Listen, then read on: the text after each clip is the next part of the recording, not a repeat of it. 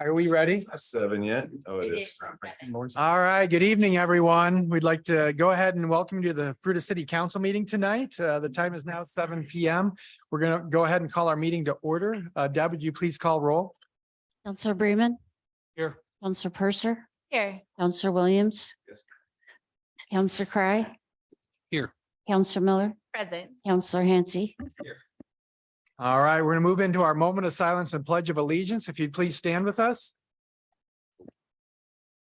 We'd like to take an opportunity to allow a moment of silence to allow all faiths and beliefs the opportunity for a silent prayer.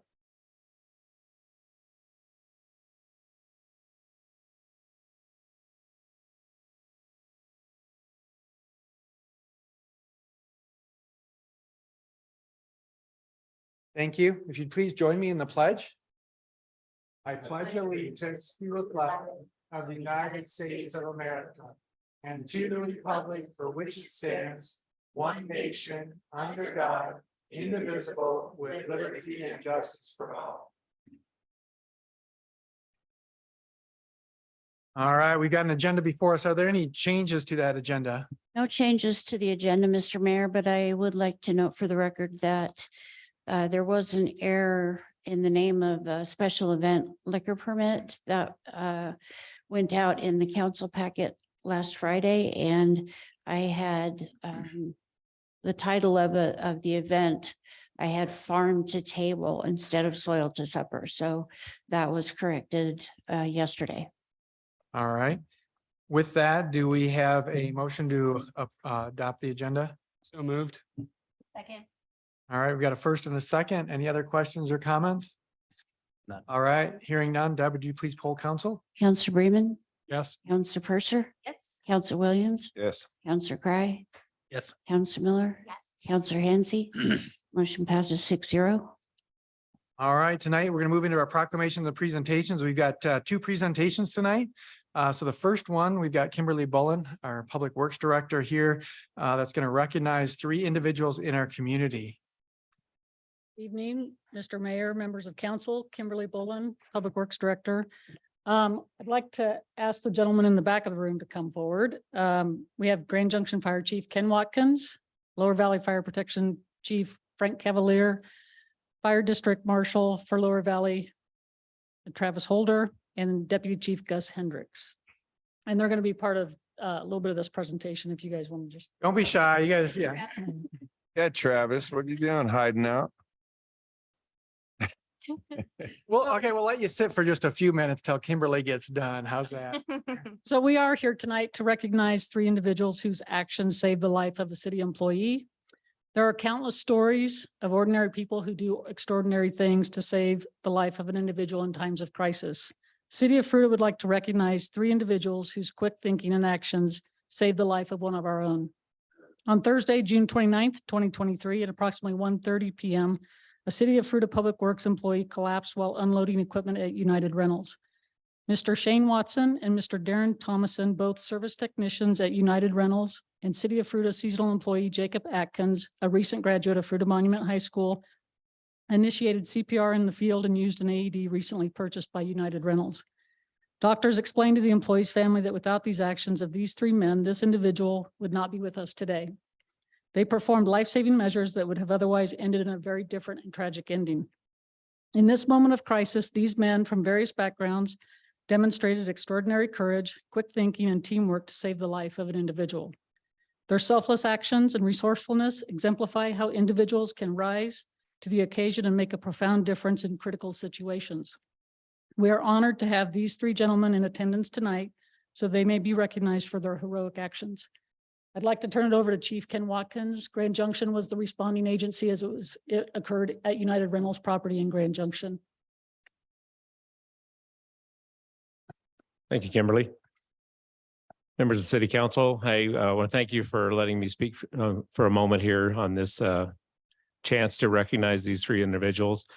You know, we get to recognize our first responders off and on, and that's really one of the greatest part of the job. But to be able to recognize some citizens and bystanders, I think that really is something special. So On this situation, and in most EMS situations, when our teams arrive, it's really no different whether it's in Grand Junction or Fruita with Lower Valley. But the call starts certainly when the event happens, and there's a few things that happen right away that we hope happen right away, I guess I would say, and that would be that someone recognizes what's going on, they quickly call 911, and then if they have the availability and the training, in this case, to start CPR and use an AED device to save the life. I'm not going to go into the detail of the call just for HIPAA reasons, but in this situation, from my research of the call, everything went right. And so we had all of those things fell into place at the right time. We had the right people on the scene at the right time, being able to perform CPR, being able to use the AED to save the life of the Fruita employee.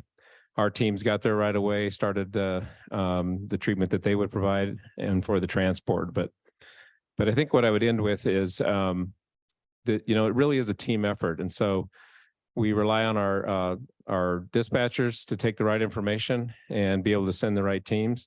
If you didn't know this, we're all under the same dispatch system anywhere in Mesa County. So that is one of the other great things that happen in this county. But to have the bystanders know what they're doing and to be able to operate the AED device really made a difference in this case. When a heart stops, we have about 4 to 6 minutes before we start to worry about blood loss to the brain.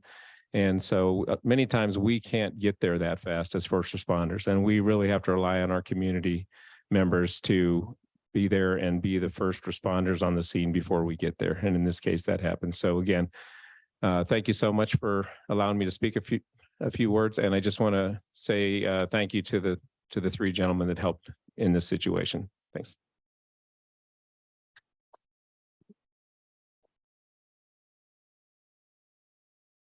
Next, which one of you is talking? Chief Cavalier. Well, I asked Travis to be here. I wasn't sure if I was going to. The only thing I do want to say is the city of Fruita is very proactive. City manager Mike and I have been talking pretty regularly. We meet on a monthly basis to have coffee and share a bagel. But one of the things we have been talking about is being progressive in the city about finding grants and alternative funding so we could get more AEDs throughout all of the city buildings. This building should have a minimum of 2. And, you know, we even have one now in the front office of the fire station because we know if I had to run to the back, you know, there's logistics about AEDs. Our fire marshal has been very instrumental in teaching CPR to the city employees here. So we feel that we've been very integral in the part of this. But as the chief had said, if it wasn't for bystanders acting quickly and making, sometimes in those life and death situations, it's hard to make that decision. And these people did not hesitate once, and they just jumped right in there and saved the life. So again, the Lower Valley Fire District would like to very much appreciate the 3 individuals also.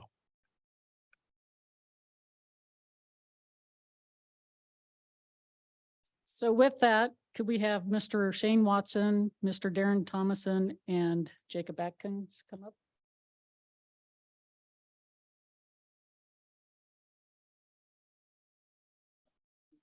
Read something and hand you some.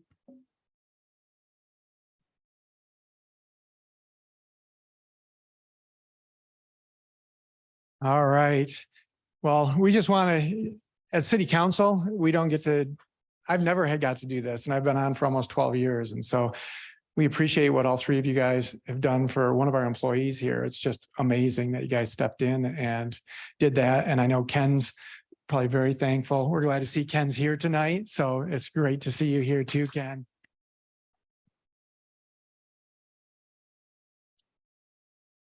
Ken's been with the city for a long time. So I think this means a lot to our staff and to our council here that you guys stepped in and did that. So we've got a plaque. We've got also a Fruita gear. I like to call it the effing gear. So we've got one of those for you. And then we've got a t-shirt so you guys can represent Fruita. Even though you guys are in Grand Junction, you can still represent Fruita. So Shane, which one's Shane? Let's give him a round of applause. Each one of these deserves a. But you're gonna have to give away your size. Darren Thomason.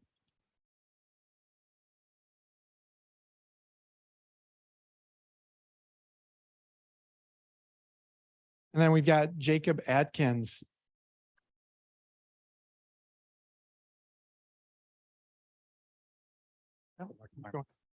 And also with that, with Lower Valley Fire District, we have a challenge coin.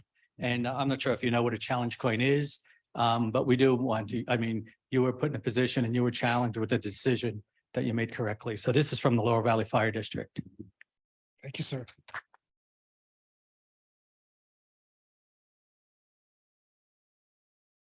Can we have our fire people here and our council? I'd like to get a photo with everybody. Ken, did you want to come up? I would love to have you up here.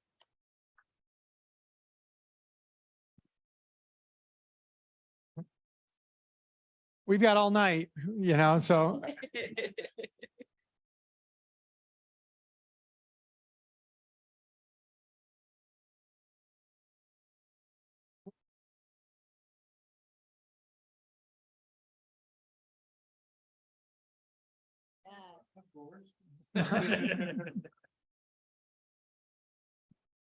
Sorry, I won't run over toes.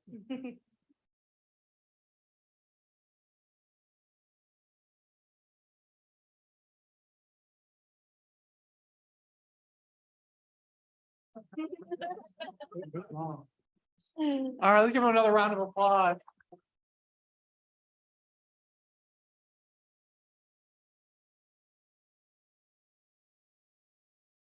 Did you want to say anything, Ken?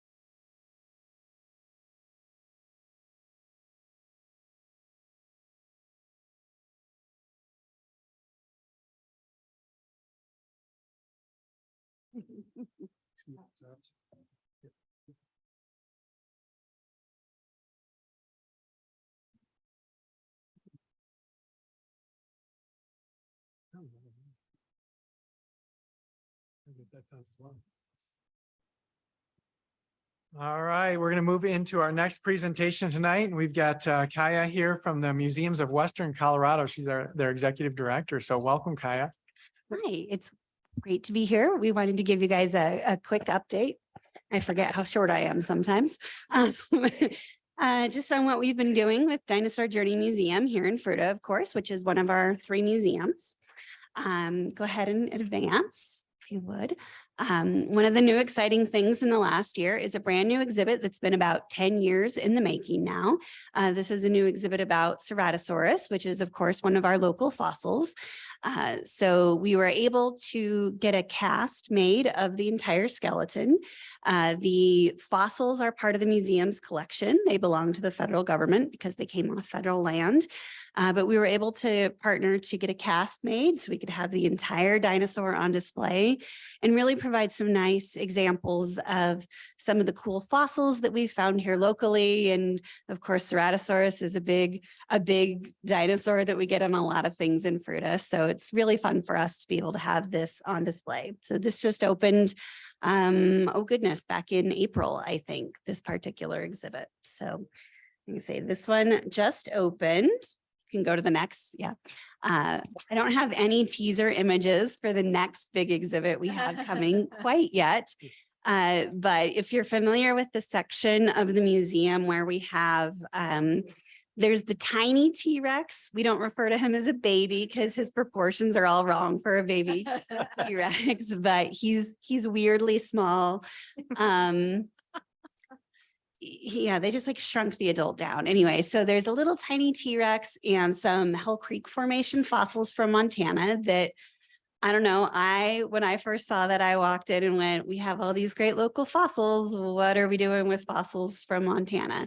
So we're currently working on a new exhibition that will deal with the Cretaceous period, but with some of our local fossils. So that'll be coming later this year or maybe into early next year, kind of depending on how some things go with it. But that'll be coming soon, and that's going to be a really neat exhibit as well. So go ahead. So we always have a ton of facility projects going with the Devil's Canyon Center. As you know, it's an aging building at this point. We've reached that point where slowly but surely kind of everything needs work. So this year we're continuing to work on some HVAC repairs, replacements, upgrades. We're in a phase there with basically the entire HVAC system needs to be rotated out. So luckily it doesn't have to happen all in one fell swoop, but we do have to piece by piece. So we're continuing to work on that. Plumbing repairs are kind of a constant thing, just upgrading things as the building has settled over time. Things happen. We've made repairs to skylights. We're super excited that fiber internet is coming to Fruita. And initially we thought, oh, wouldn't it be great if we were fairly early on in the process? And then we thought, oh no, that side of the freeway maybe won't be, but thank you. If y'all had any hand in that, we found out that we will have access to fiber hopefully later this year. So we'll have that coming, which is going to be just a big improvement for making it possible for museum staff to work out of that building when we're not fighting over this slow of really unreliable internet. So that's coming. And then we've also been working on some lighting upgrades that we'll be continuing to work on. Again, just on the aging of things with the facilities, we've reached the point where ballasts are going on old fluorescent lights and things like that. And you can either replace the ballast or you can replace it with a more efficient light. So we've been gradually replacing those light fixtures with new, much more energy efficient ones that should last us a good long time after this. So that's kind of what we've been doing and are doing this year with the building. And if you continue, we have a lot more facility things that we will ultimately need to be doing with that building to keep it in good repair. As I mentioned, that will include more HVAC work.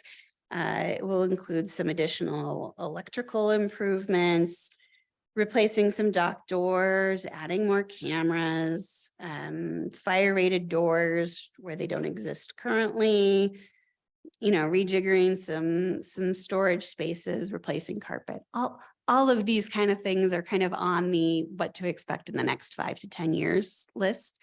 We've had a fairly successful process in recent years with the museums of really getting a much better handle on what we have coming down the road as far as capital improvements needs and really prioritizing those projects so that we don't have things that are on fire. We just have projects that we're able to plan for and keep things really moving smoothly. So always lots going on there. And then just a reminder of our mission statement that we inspire and connect our community by championing. Wow. Put me in front of a microphone and suddenly I cannot with the words. We champion the scientific and cultural heritage of the Colorado Plateau. And with Dinosaur Journey, of course, our focus there is on the fossils and the natural history of the area. So we really appreciate partnering with the city of Fruita by allowing us to have usage of that building so that we can provide this great museum right here in Fruita. All right, well, thank you. Does anybody have any questions? I have a couple, so I'll start.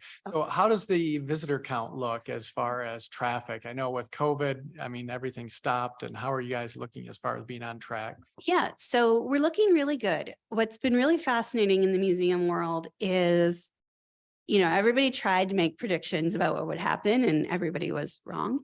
What we saw though, and this is consistent nationwide, is 2022, we actually had a bigger than normal year.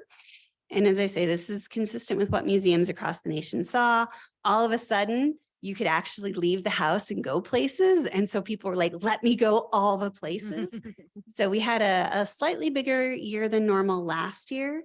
And then so far what we're seeing this year is numbers that are more consistent with like if we had been on a normal trajectory all along. So at the moment, we're down a smidge over last year, but it's still like right on track with what kind of pre-COVID projections for 2023 would have been. So, yeah. What kind of like marketing and engagement are you going to be doing for your new exhibit? They sound really cool. Yeah. So we haven't actually fleshed out all of that marketing plan quite yet because we don't have quite enough information on when some of the pieces are going to come into place. And we don't have the content quite solidified yet, but we'll definitely be doing some pushes out with Facebook and with, news and TV, radio, all of that stuff here and making sure people know. I don't know if that's something that might go in city newsletters or whatever, but we can definitely Yes, Ciara. chat about that as the time comes. Yes. Yeah. Very cool. How's the status of the older displays? Like well, actually, I think I know the status of some of those. So how's that being addressed? So that's part of what we're doing with this Cretaceous exhibit, as well as the Ceratosaurus exhibit, is over the next 10 years, basically, all of that will be turning over just kind of at a slow and steady pace. So we still only have so much bandwidth as far as staff, finances. Exhibits are really expensive. So what we've tried to focus on is instead of doing like a new summer exhibit, which has been a thing for many years, instead we're focusing those funds and energies on replacing an older exhibit. And so it's still a nice new exhibit. It's just not one that's going to go away in 6 months. It's one that we'll have for the next 5-10 years instead. So yeah, all of those are in the process of getting replaced. Nice. Great. Yeah. Other questions? Any questions you have for us? I don't think at this moment. I actually hadn't thought about if I had questions for you for tonight. Well, thank you, Kai, for being in here and just an update on where the museum's at and where it's going. Yeah, you're very welcome. Thank you. All right, with that, we're going to move into our public participation. So this section is set aside for the city council to listen to comments by the public regarding items that do not otherwise appear on the agenda. Generally, the city council will not take any action or discuss the issue. So is there anybody in the audience that'd like to speak on something that's not on the agenda? All right, I'm hearing none, so I'm going to close public participation and we're going to move into the consent agenda. So the consent agenda, these are items where all conditions or requirements that have been agreed to or met prior to the time they come before council, and they'll all be approved with one final action. So with that, we're going to open up the consent agenda. So if there's anybody in the audience that'd like to speak on any item on the consent agenda, now would be your opportunity. All right, hearing none, we'll close the consent agenda and bring it back to council. Does anybody have any questions, comments? Software is expensive. That's true. Especially accounting software. Well, it's important. And us being counters, we need good software, but no, All right, then do we have a motion? I move to approve the consent agenda items. All right, we've got a first and a second. Any other questions or comments? All right, hearing none. Deb, would you please poll council? Counselor Purser, Yes. Counselor Williams, Yes. Counselor Cry. Aye. Counselor Miller, Yes. Counselor Hansi, Yes. Counselor Bremen, Yes. motion passes 6-0. All right, and our next item is acknowledgement of newly appointed and reappointed board and commissions members. And we do have Michael Handley here. So glad to see you here. Glad you're willing to serve on our planning commission. So we'd like to welcome you. He was on our consent agenda, so we just wanted to publicly say thank you for serving in our community. Thank you. Thank you, Michael.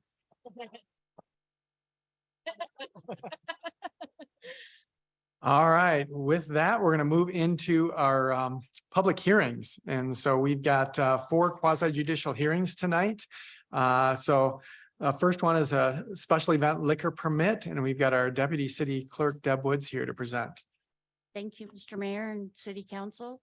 The first special event liquor permit application came from the Fruita Area Chamber of Commerce for a new event that they title From Soil to Supper, to be held on Saturday, August 26th from 5:30 to 8 p.m. at Civic Center Memorial Park. The chamber and its volunteers will be checking IDs along with the employees of the Copper Club Brewing Company, who will be providing the beer, wine, and specialty drinks for purchase by attendees. The diagram of the proposed licensed premises included in your council packet illustrates the area at Civic Center Memorial Park that will be enclosed with fencing. There will be 2 entrances and exits, and proper signage will be placed there to indicate that no alcohol is permitted outside the fenced area. Chamber staffs and volunteers will be monitoring the license area for the consumption of alcohol to ensure that no alcohol enters or leaves the area. And they will also be monitoring patrons for signs of anyone becoming noticeably intoxicated. In which case, if there are any issues, the chamber will call the Fruita Police Department. Fruita Chief of Police Dave Kraus reviewed the chamber's application and issued his statement that there was nothing that would prohibit the issuance of the license being requested. It is staff's recommendation to the City Council that the application for the special event liquor permit be approved, subject to the following 3 conditions. 1, applicant will discontinue serving alcohol at 7:30 p.m. to allow patrons 30 minutes to finish their beverages and leave the licensed area. 2, all alcohol will be secured and removed by 8 p.m. And 3, the licensee needs to be aware that they're solely responsible for control of the licensed premises in regard to alcohol possession, consumption, and adherence to state and municipal laws. And that concludes my presentation. Hillary Daniels with the Fruita Chamber is present virtually with us. Echo. As the applicant's representative, so I will turn it over to Hillary for any comments she may have. Good evening, Mayor and City Council. Like Deb said, I'm just requesting approval to have alcohol from Soil to Supper dinner on August 26th. And yeah. All right, well, we may have questions, so don't go away. I won't. All right, with that, we're going to open this up to public comment. So if there's anybody in the audience that'd like to speak on this item, now is your opportunity. So is there anybody that'd like to speak on this liquor license permit? All right, hearing none, we'll close public comment and bring it back to council. Does anybody have any questions or comments on this item? None. Sounds like a cool event. All right, if there's no questions or comments, do we have a motion? I move to approve the application for a special events liquor permit for the Fruita Area Chamber of Commerce to sell and serve beer, wine, and alcohol during From Soil to Supper on August 26th, 2023, from 5:30 to 8 p.m. at the Civic Center Memorial Park, subject to the conditions stated by staff. Second. All right, we've got a first and a second. Are there any other questions or comments? All right, hearing none, Deb, would you please poll council? Counselor Williams, Yes. Counselor Cry, Aye. Counselor Miller, Yes. Counselor Hansi, Yes. Counselor Bremen, Yay. Counselor Purser. Yes. Motion passes 6-0. All right, our second hearing is for a special event liquor permit application. And again, we've got our Deputy City Clerk Deb Woods presenting on this. Thank you, Hillary. Yes, thank you. Hillary's not going anywhere because. Right, this is another one of hers. Sorry, Hillary. It's another application submitted by the Fruita Area Chamber of Commerce for the final Fruita 4th Friday, that's a mouthful, to be held on Friday, August 25th, 2023, from 5 to 8 p.m.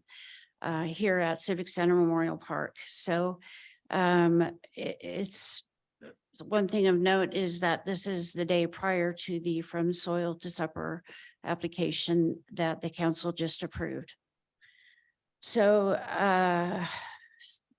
the chamber was previously granted special event liquor permits by the city council for 4 prior dates this summer, beginning at the end of April, which were held at the Farm Building at 160 South Park Square.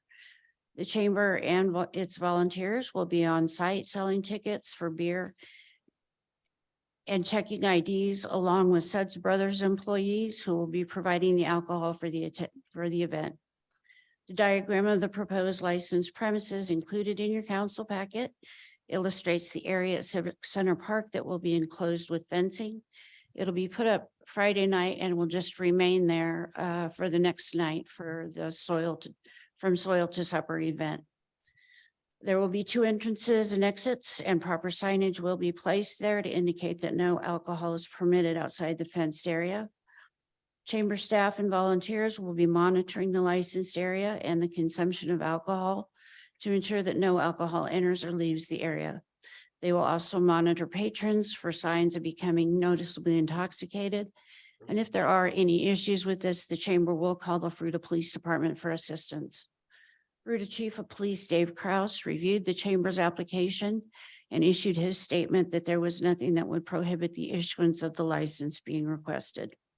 So it is staff's recommendation to the city council that the application for the special event liquor permit be approved subject to the following 3 conditions. 1, applicant will discontinue serving alcohol at 7:30 p.m. to allow patrons 30 minutes to finish their beverages and leave the licensed area. All alcohol will be secured and removed by 8 p.m. And the licensee needs to be aware that they're solely responsible for control of the licensed premises in regard to alcohol possession, consumption, and adherence to state and municipal laws. That concludes my presentation. And again, I will turn it over to Hillary with the Fruita Chamber for any additional comments she may have. Thanks, Deb, and thanks, Mayor and City Council, for listening to me again. I would like to request approval to have liquor on August 25th for Fruita Final Fourth Friday. That's a tongue twister. We should make that a thing at Civic Center Park. All right, thanks, Hillary. With that, we're going to open it up to public comment. If there's anybody in the audience that'd like to speak on this item, now is your opportunity.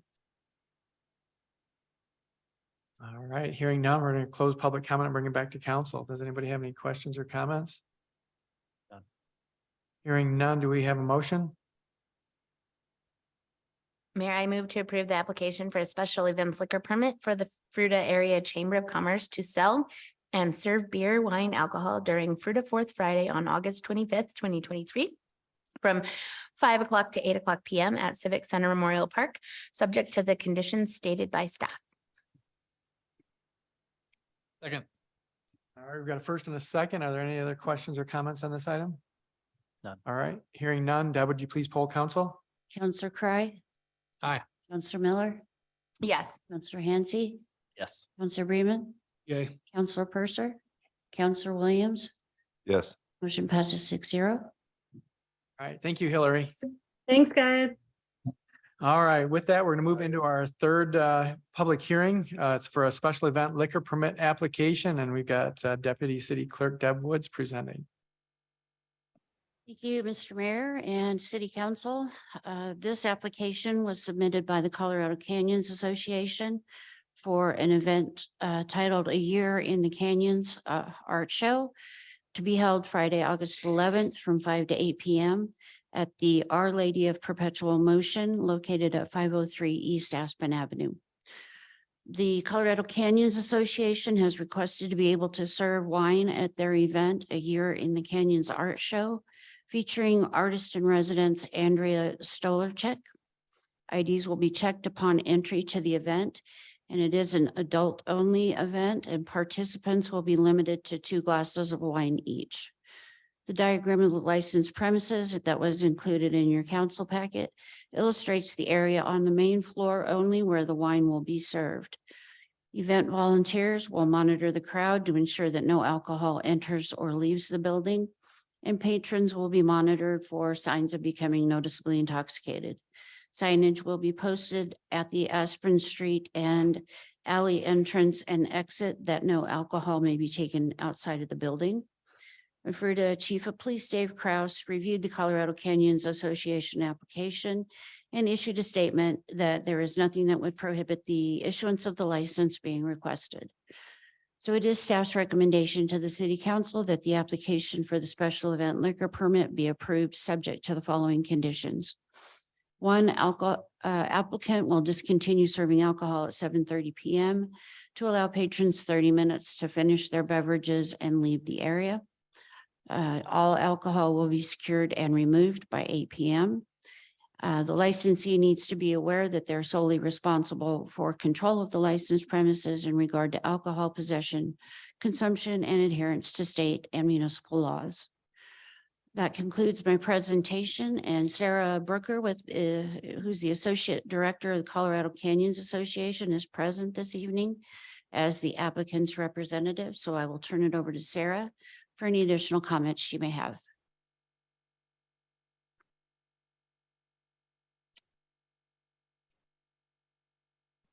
If you're not familiar with Colorado Canyons Association, we're a local nonprofit. We foster education, stewardship, and awareness of Colorado's 3 national conservation areas, McInnes Canyons right in our backyard being one of them, Dominguez Escalante and Gunnison Gorge. So over the past year, we've been working with a local Fruita artist, Andrea Stolarczyk. She's been out in these NCAs creating amazing pieces of art. And so this art show is to showcase all that she's done. We're really excited to bring the community together to celebrate her accomplishments and just share her creations with everyone, and are requesting approval for this liquor license. All right, thanks, Sarah. Don't go away in case we have questions. All right, with that, we're going to open up to public comment. If there's anybody in the audience that'd like to speak on this item, now's your opportunity. Oh. August 11th. All right. Is there anybody that'd like to make public comment? All right, hearing none, we'll close public comment and bring it back to council. Are there any other questions or comments? All right, then do we have a motion? I move to approve the application for a special events liquor permit for the Colorado Canyons Association to serve wine during a year in the Canyons Art Show on August 11th, 2023 from 5 to 8 at Our Lady of the Perpetual Motion located on 503 East Aspen Avenue, subject to the conditions stated by staff. Second. All right, we've got a first and a second. Any other questions or comments? All right, hearing none, Deb, would you please poll council? Counselor Miller, Affirmative. Counselor Hansi, Yes. Counselor Bremen, Yay. Counselor Purser, Yes. Counselor Williams. Yes. Counselor Cry. Aye. Motion passes 6-0. All right, well, thank you, Sarah, for being here. All right, with that, we're going to move into our last hearing tonight. It's preliminary plan approval for the Adele's Acres subdivision. And it's continued from the June 6th, 2023 regular meeting. We've got our city planner, Henry Hemphill, here to present.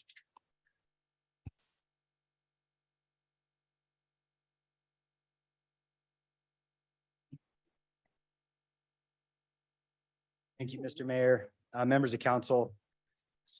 I'll be giving the staff presentation tonight on the Adele's Acres preliminary plan. Ciara is handing out a revised site plan that didn't quite make it into the council packet on Friday.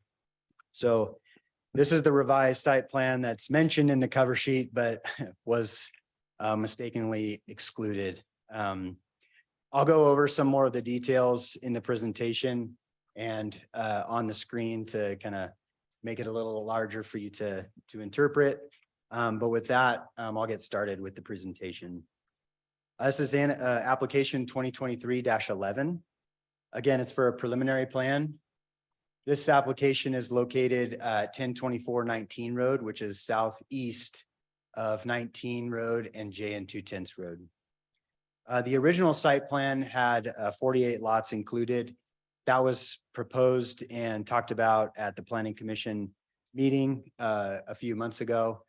The feedback that was received at that meeting that you did have in your packet from the minutes did recommend approval with the condition that the applicant work on revised layout to include meeting the density requirements within our comprehensive plan, the 4 to 6 dwelling units per acre. And, show those density and those mix of housing types, which was the justification with our comprehensive plan. So the revised site plan before you tonight that I will include again in my presentation has 65 total lots. And then as the mayor had mentioned before, this application is being heard tonight as a continuance from the June 6th request from the applicant, motion passed by the council to give the applicant a little more time to kind of respond to those planning commission comments and direction from the planning commission and staff moving forward. So that's why we're here tonight. Touch on legal notice. All of this was accomplished well before the planning commission meeting. The postcards were mailed out on April 19th, as well as the newspaper posting.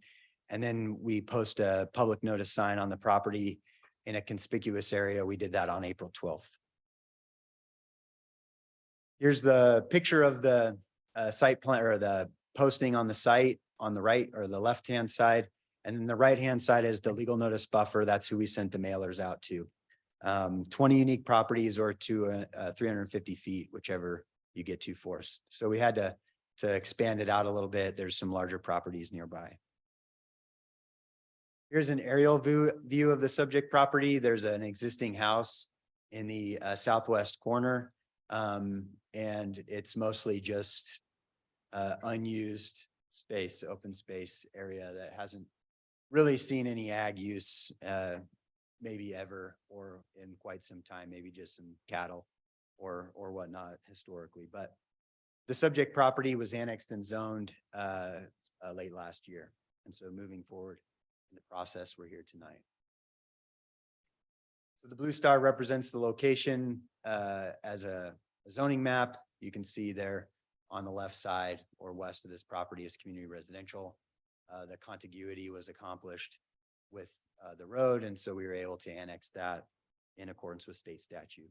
So it is zoned community residential, which in our comprehensive plan supports 4 to 8 dwelling units per acre. Obviously 6 to 8 density bonus would be requested.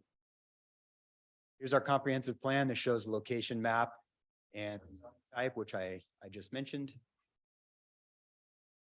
Here is the original site layout, the streets and the infrastructure and the utilities.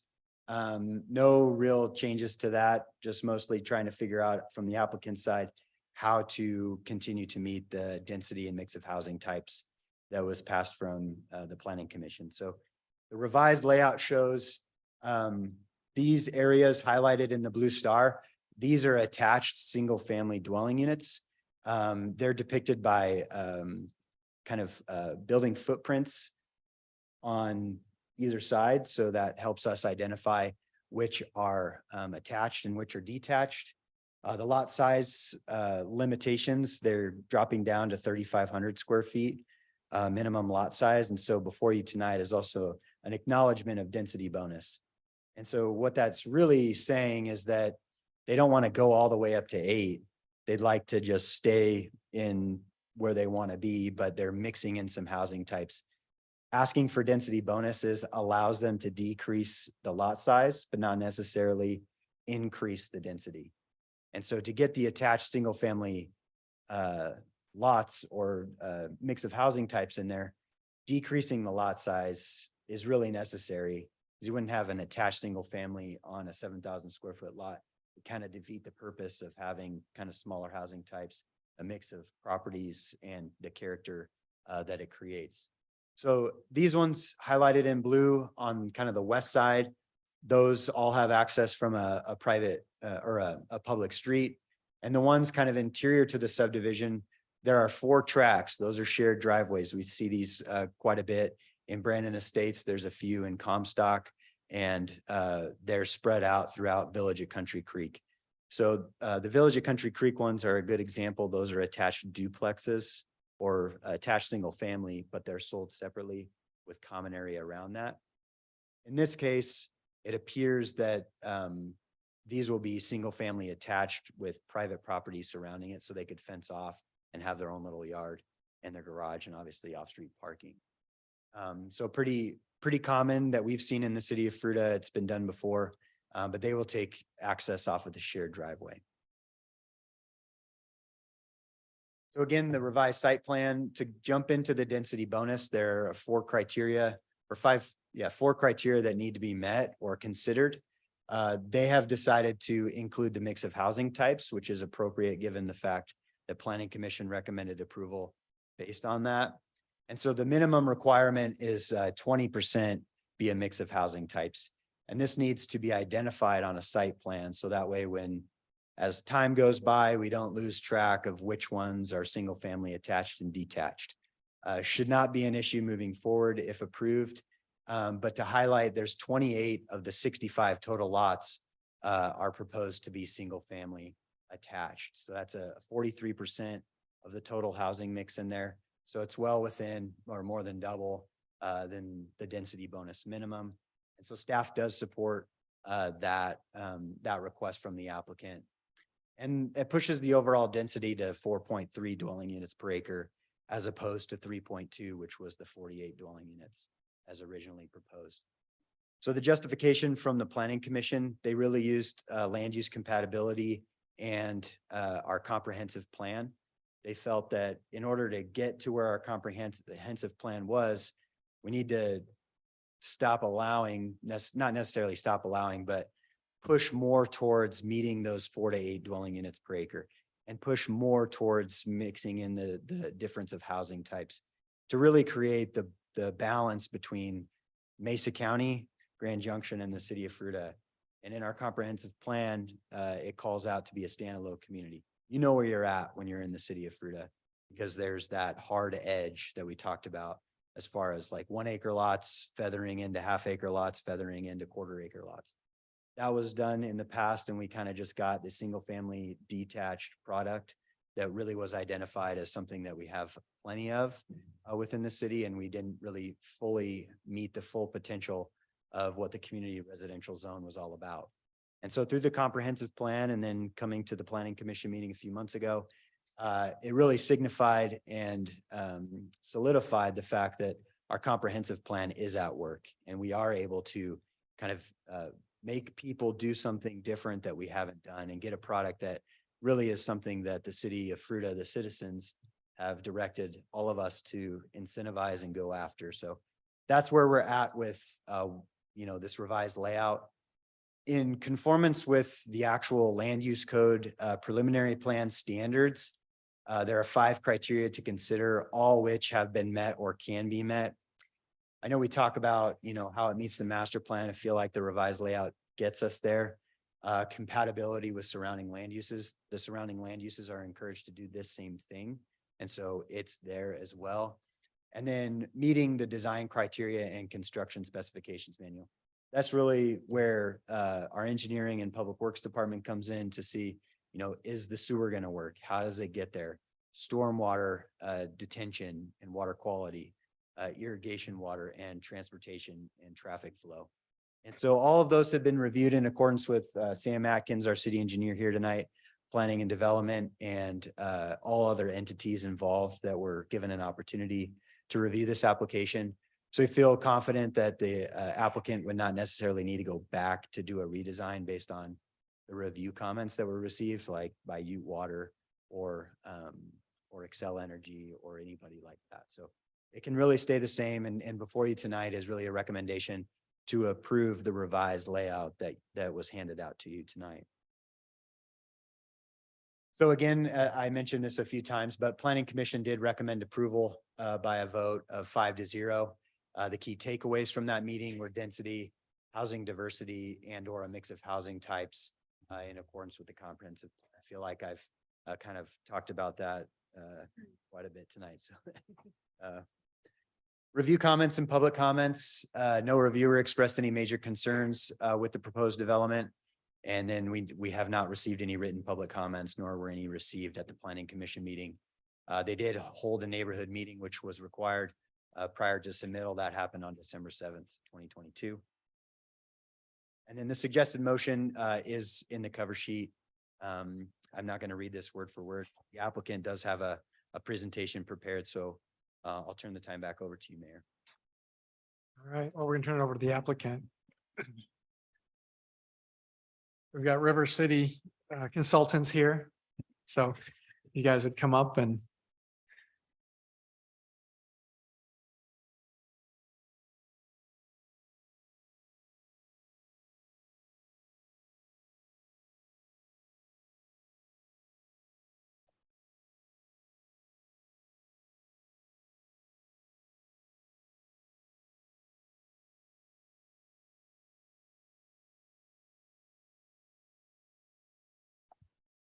Good evening, Mayor, council members. My name is Tracy States. I'm a project coordinator with River City Consultants, and we represent the applicant, who is also in the audience this evening.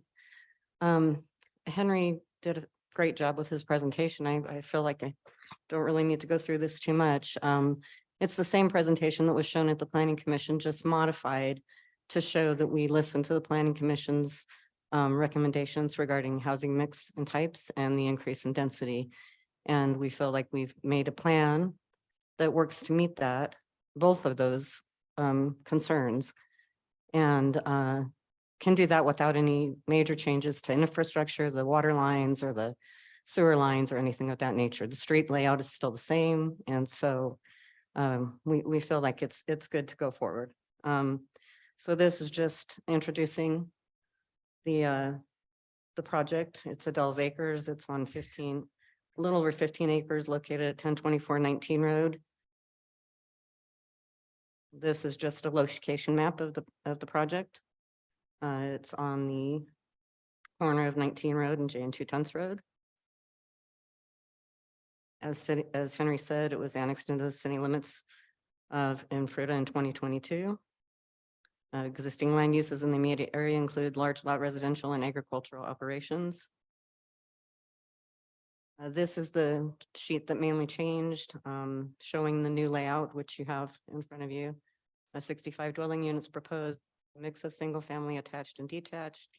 One lot with the existing home to remain, which is about 36,094 square feet.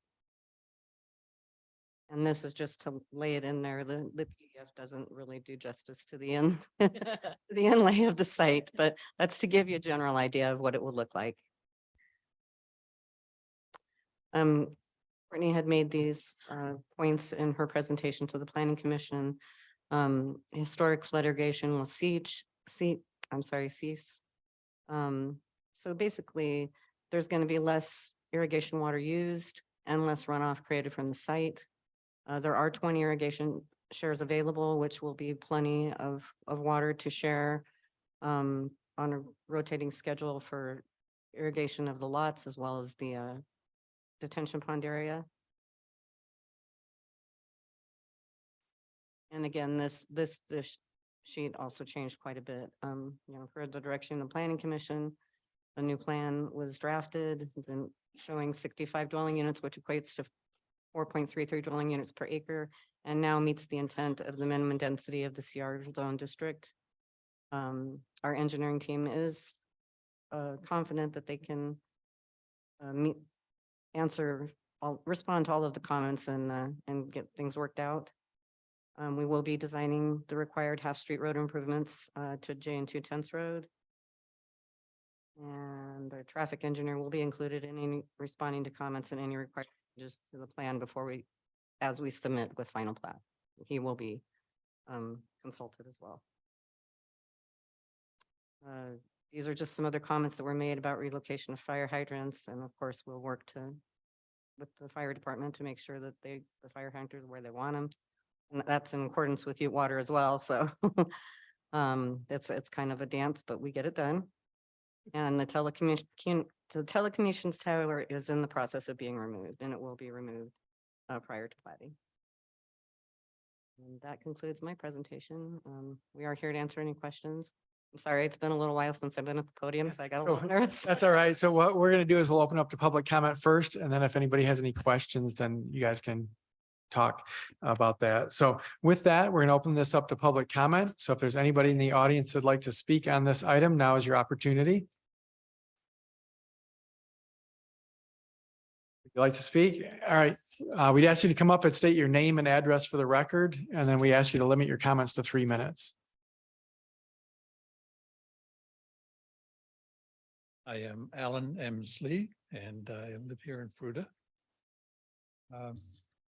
The only question I have is one that I posed for previous development comments that I provided.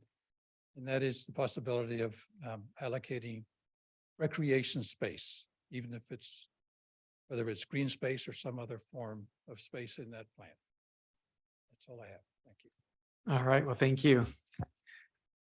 Is there anybody else that'd like to speak on this item? All right, hearing none, we're going to close public comment and bring it back to council. Are there any questions, comments on this item? I have a couple. All right, And the answer may be somewhere in here, but the sidewalk along 19 Road, does that exist? Or will we be putting it in? Like,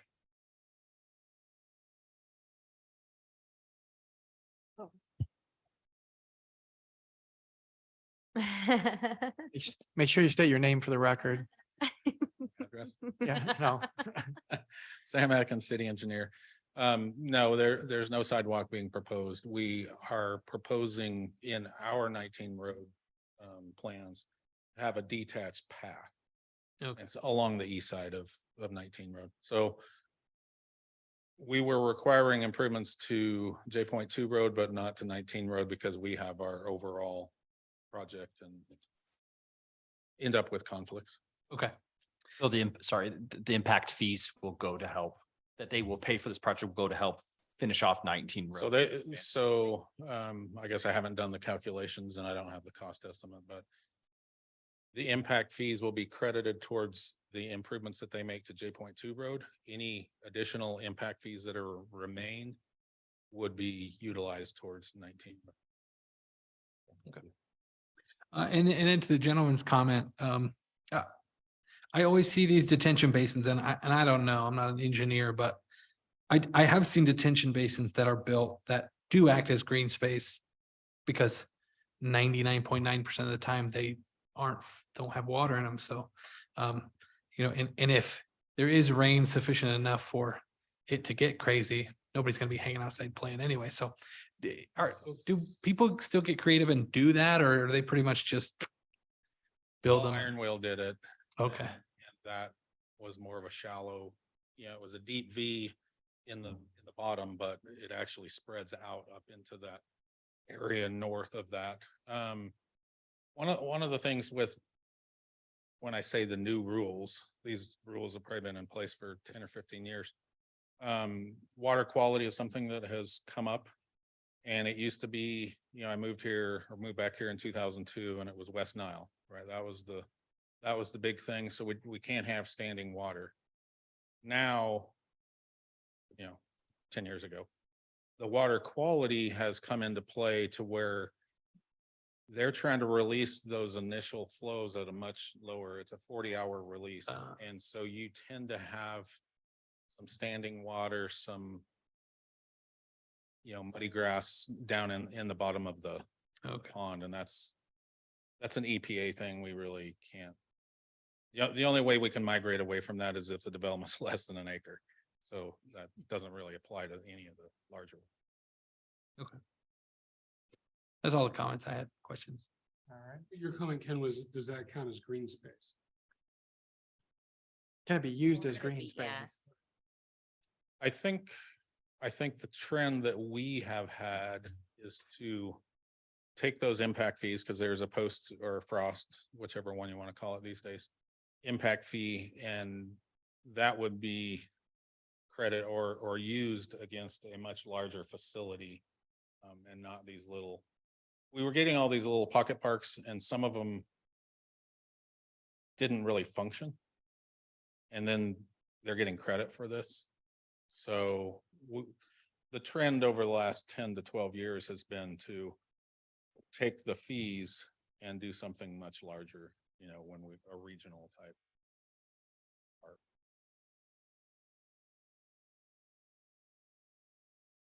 All right. Other questions on this item?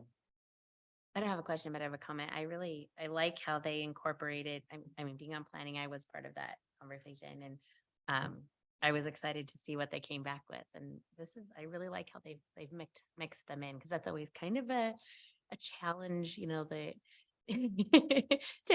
fit those in the right places. And yeah, I think that they've done a really good job with that. I think it'll be a really appealing neighborhood. Aaron, did you have? Yeah, I have 4 or 5. So the project was originally like around 4 acres, which met the minimum. Is that right, Henry? You're not speaking to the microphone. Thanks, Mayor. Thank you for the reminder. Yeah, so our code says 4 to 6 is what the minimum standard is, right? Yeah, the original proposal was 48 dwelling units over 15 acres, which gives us 3.2 dwelling units. Oh, so it was even less than the minimum standard that way. So that's where the request came in. Good. I'm glad we got that clarified, because I don't remember seeing it be below 4. It just was wanting higher density. But to meet the standard, that's great.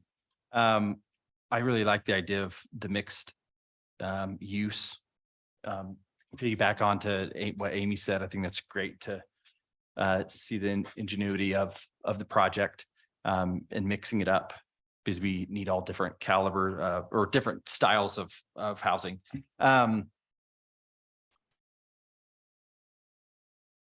Just to have it talk about it publicly, can you discuss more about the value of this the requirements and the value of having the density bonus, getting it up into that criteria? The value of having density bonus is essentially twofold. It allows a project to build at a higher density with something in return, whether it be more alley loaded garages with closer front porches to the right of way, a mix of housing types, more open space, or longer linear feet of trail. All of those are a value baked into our comprehensive plan. And so the twofold of that is it incentivizes the comprehensive plan, gets us where we would like to go. And it also allows a property owner or developer to build at more of an appropriate density for the area, and also decrease the lot sizes to get the mix of housing types. Copper Creek is a great example. They asked for density bonus. They went above and beyond. There's plenty of park space. There's numerous linear feet of trail, and there's a mix of housing types. They got all 3. They could have gone all the way to 8. They didn't decide to go to 8 because that's the product that they did not want to build out at. And so they built their proposed, their approved preliminary plan and final plan all have been subject to those density bonuses, but at a lower density. But that's the nice thing about kind of having the density bonus, is you don't have to do both. You don't have to get density bonus and then figure out how to get more density built in there. It might not be the character of the product that the developer is going for, but being able to say, this is what the community plan says, this is how we're getting there as codified in our code.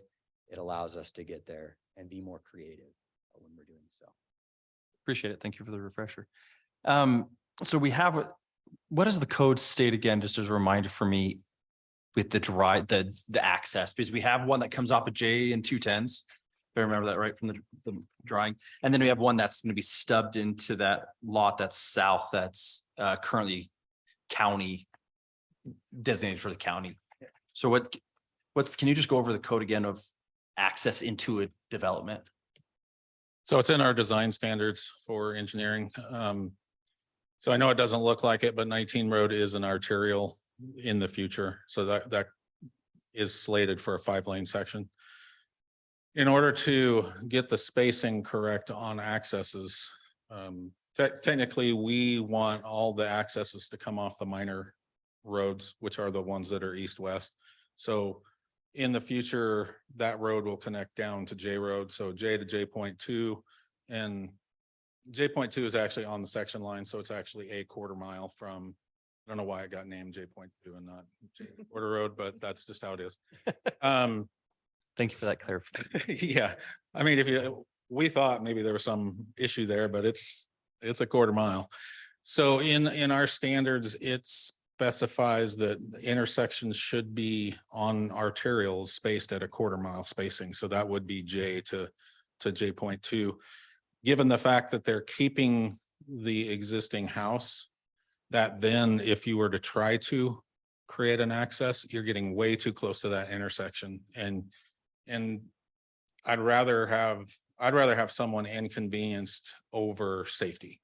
So if you minimize the points of connection to that road, that's that many less conflicts that you could run into with. I mean, there are some driveways. I mean, look at Pine Street, look at Otley. I mean, those were such small roadways back in the day. It just didn't seem like it was that big a deal. But now you got driveways where people don't want to back out into Pine Street, but that's their option, right?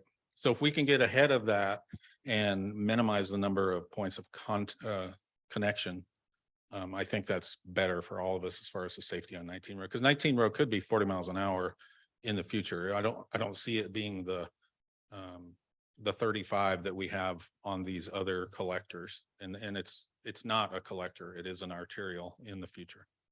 So does the code, what's the code say about access into the neighborhoods? It basically says that you want to have connectivity with the adjoining properties. Unfortunately, the adjoining property to the east was developed in the county, and they did connect from J2, or as far as it's platted, I don't know if it's built, but they did connect from J2 to J in their plan, but they did not provide any stubs to some of these other. It would have been really nice if there would have been a stub from the east into this property, And that's that we could have another connection. That's where you're saying the value of having that stubbed road coming off the south for the future, Correct. if it ever happens. It'll happen at some point. It may not be in our lifetimes, but I mean, that whole area is gonna develop over time. Right. I'd like to add one or two more things to that. We have in our access standards, emergency access in lieu of kind of the arterial. Mhm. They do have that proposed. So there is another way in for emergency services to get in there. And the property to the south is within our urban growth boundaries. So there won't be any aspects of that property that are going to be developed in the URR zone, which is that property to the east that Sam was mentioning. So we have land use comprehensive plan control of how that would be built out. So we fully anticipate that street stub working in the near future. Appreciate it. Just a couple, I think just two more questions. This is an example of, we passed the resolution, I believe it was, to have more projects administratively reviewed. This is an example of one that would fall into that criteria. Yeah, this would be let's say that this was submitted, 2 months from now when that ordinance actually is in effect. It would be administratively reviewed and approved with the call up to say, hey, council, like this is what's going on. This is this administrative decision. Just as more or less a check-in with the council, hey, and a communication tool with you all and future council members moving forward, that call up mechanism is another way to just communicate with you without having to come to a public hearing. Last quick question, J and 210s, that's gonna, the sidewalks and road, that's gonna be like, that's a half road, kind of like Monument Ridge Elementary Road. Is that how it's gonna be finished? Yeah. Okay, awesome. Then it will go that way. Awesome. Appreciate it. Thank you for discussing some technical points and just some administrative things. Thank you. All right, thanks, Aaron. Is there anybody else that has any questions?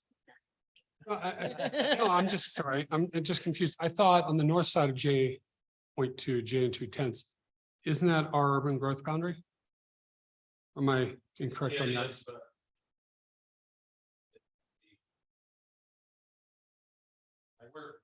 So my question is, how can we plan on? Sam, you're gonna have to talk into the mic when you talk, so. So I'm just kind of curious on, right now it's our urban growth boundary.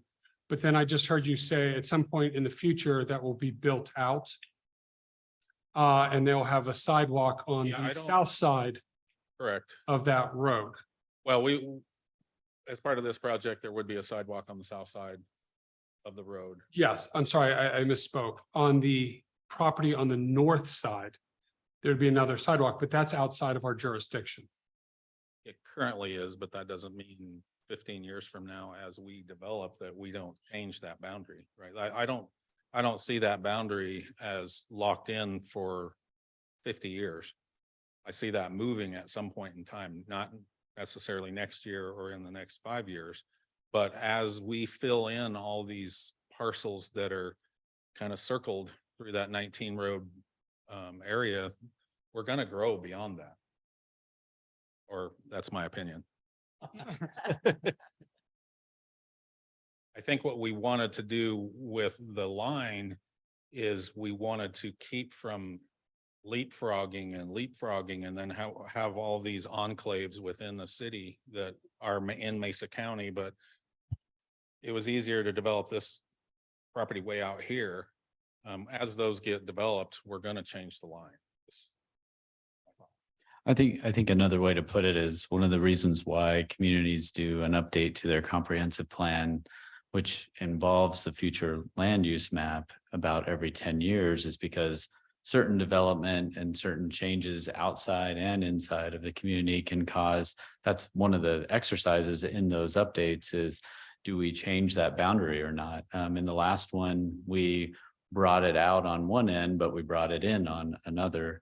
And it's hard, it's never a permanent forever, because if you went out that far, you'd have too much of the leapfrogging that we already have some of that in town that now we're trying to deal with. And so you want to try and avoid it, but different things change. I mean, one of the changes in our last review was, an elementary school, which is not approved through the city, it's through the state, was added, and that really changed that area and how that'll grow. So I think, Sam's opinion is probably a pretty logical one moving forward with potentials, but we don't quite know until we do those reviews every 10 years.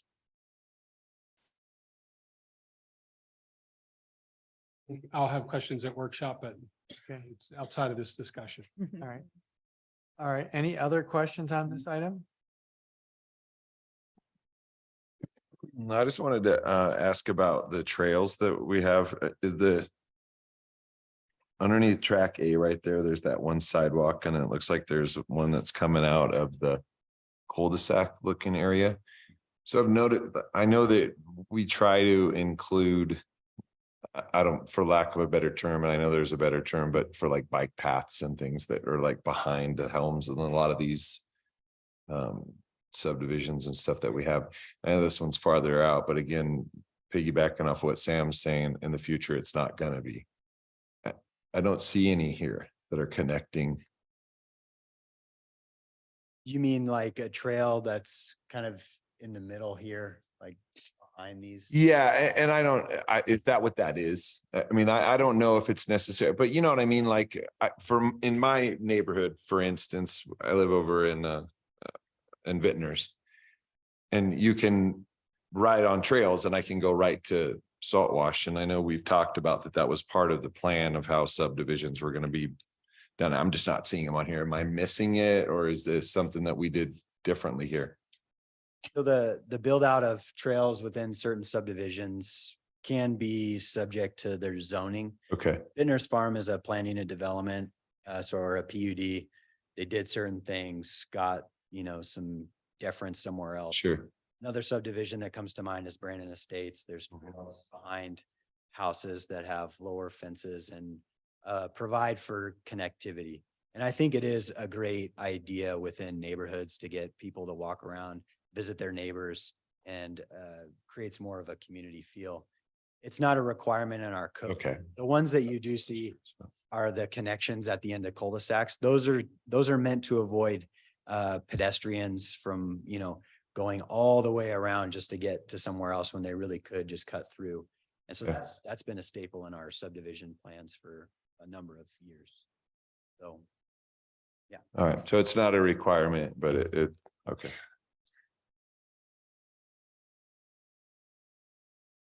Looking to see if is there anybody else that has any questions or comments on this? Mr. Mayor, I move we approve the Adele's Acres preliminary plan application with the condition that all review comments and issues identified in the staff report be resolved with final plat application. Second. All right, we got a first and a second. Any other questions or comments on this? All right, hearing none. Deb, would you please poll council? Counselor Hansi, Yes. Counselor Bremen, Yay. Counselor Purser, Yes. Counselor Williams, Yes. Counselor Cry. Aye. Counselor Miller, motion passes 6-0. All right, If I could say one more thing as clarification on that motion and decision, that is a recommendation for the revised site plan that was given to you, entered into the record tonight. That's what I meant. I knew it. I wanted to clarify. That was the intent. All right. Thanks, Henry and Sam. Thank you. All right. With that, we're going to move into our administrative agenda. So first one is our City of Fruita strategic plan update, and we've got our city manager, Mike Bennett, presenting on that one.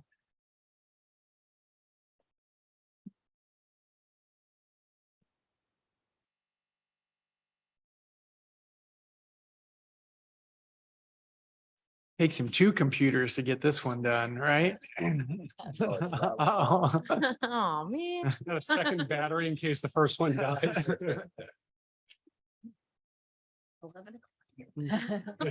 Let's get comfortable. Sam broke the clip off from it. That's why. He's trying to blame Henry, but Fingers being pointed. Shannon, Still can't find any can you fix his microphone. microphone? Our IT director needs to step in. How about that? Okay. All right, Mayor, members of council, thanks for the opportunity to present an update on the strategic plan. This is something that you all adopted last year, and it's our intent to provide an update twice a year. And following the update we do at a city council meeting, we update the PDF that has those updates on the city website. So this is something easily for people to find. Click on city council and there's a strategic plan right there. I'm gonna go through this plan real quick, just so people can see how it functions. But obviously there's a quick table of contents that goes through the various year priorities. When you get to the introduction, this is a part that I particularly appreciate. Let's see.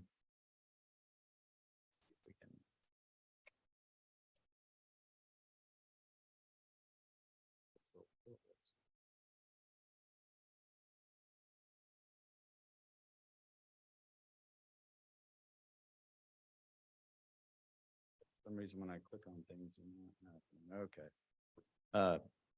So the strategic plan, what I like about this diagram for the public's edification, I know each of you are well aware of this, but the city has a comprehensive plan that's a 10-year plus plan, how we grow, where we grow, what our values are.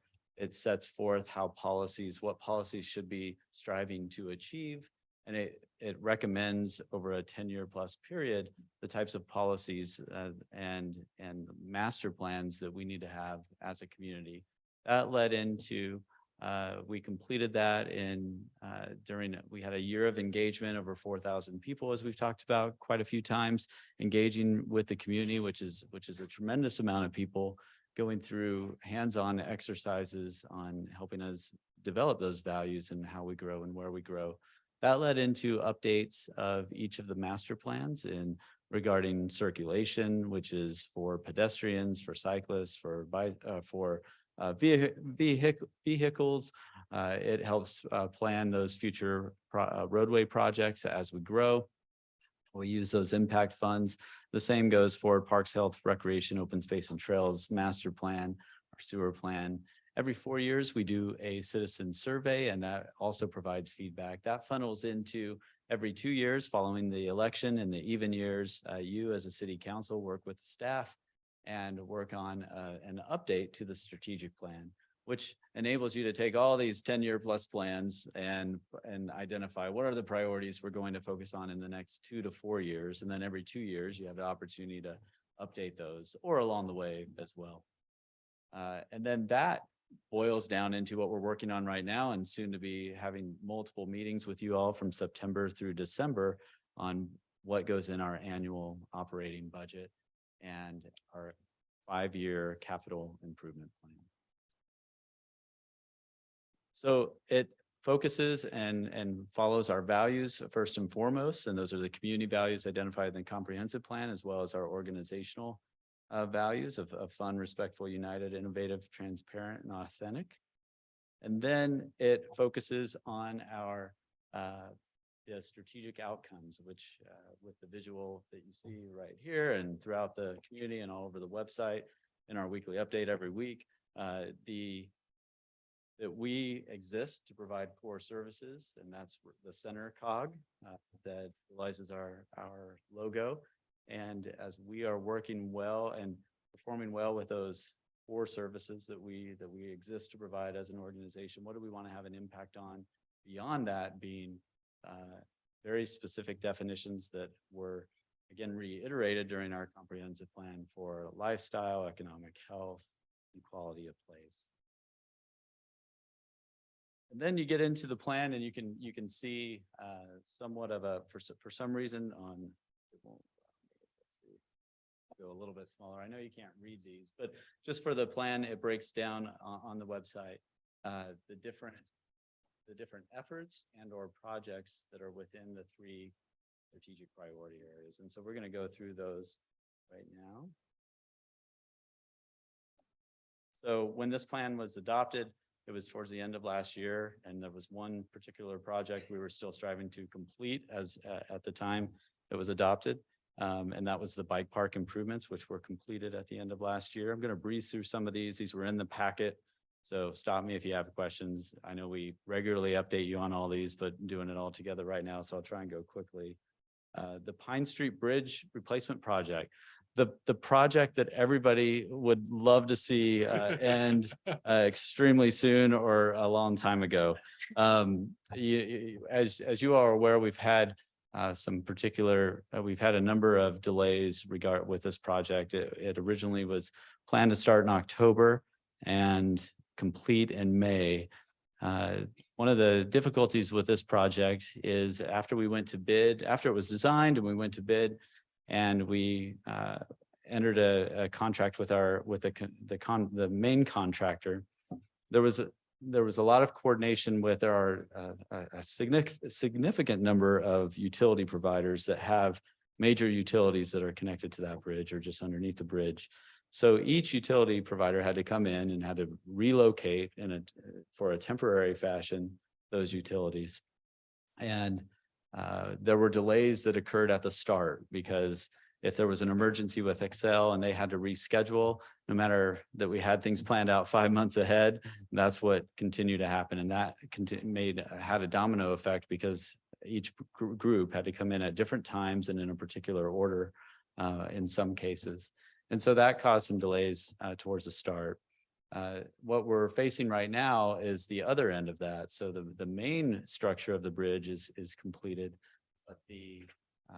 but each of those providers are coming in one at a time to relocate, and a number of them have already, but there are still a few left. So we have currently we just put out some information on social media as well as the weekly update. But what we have remaining are the telecommunications providers relocating, the roadway, some roadway and sidewalk work, the guardrail installation, adjusting the storm drain and manholes, the sidewalk construction, and then some work such as sandblasting and coating and grading and paving and striping the roadway before it is back open. And one of the things, so it sounds like a long list. City Engineer Sam Adkins, looks like he already left. He didn't want to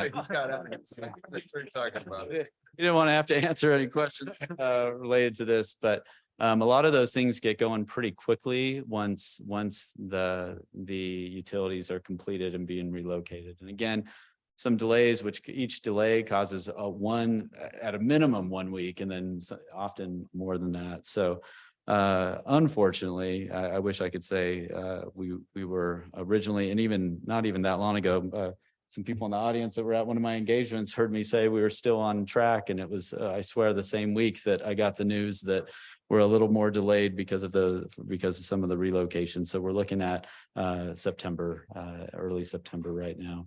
We're gonna have like a big ribbon Actually, across the road, so the first Scratch car- early. I'm gonna stop saying early, late. We'll go with September.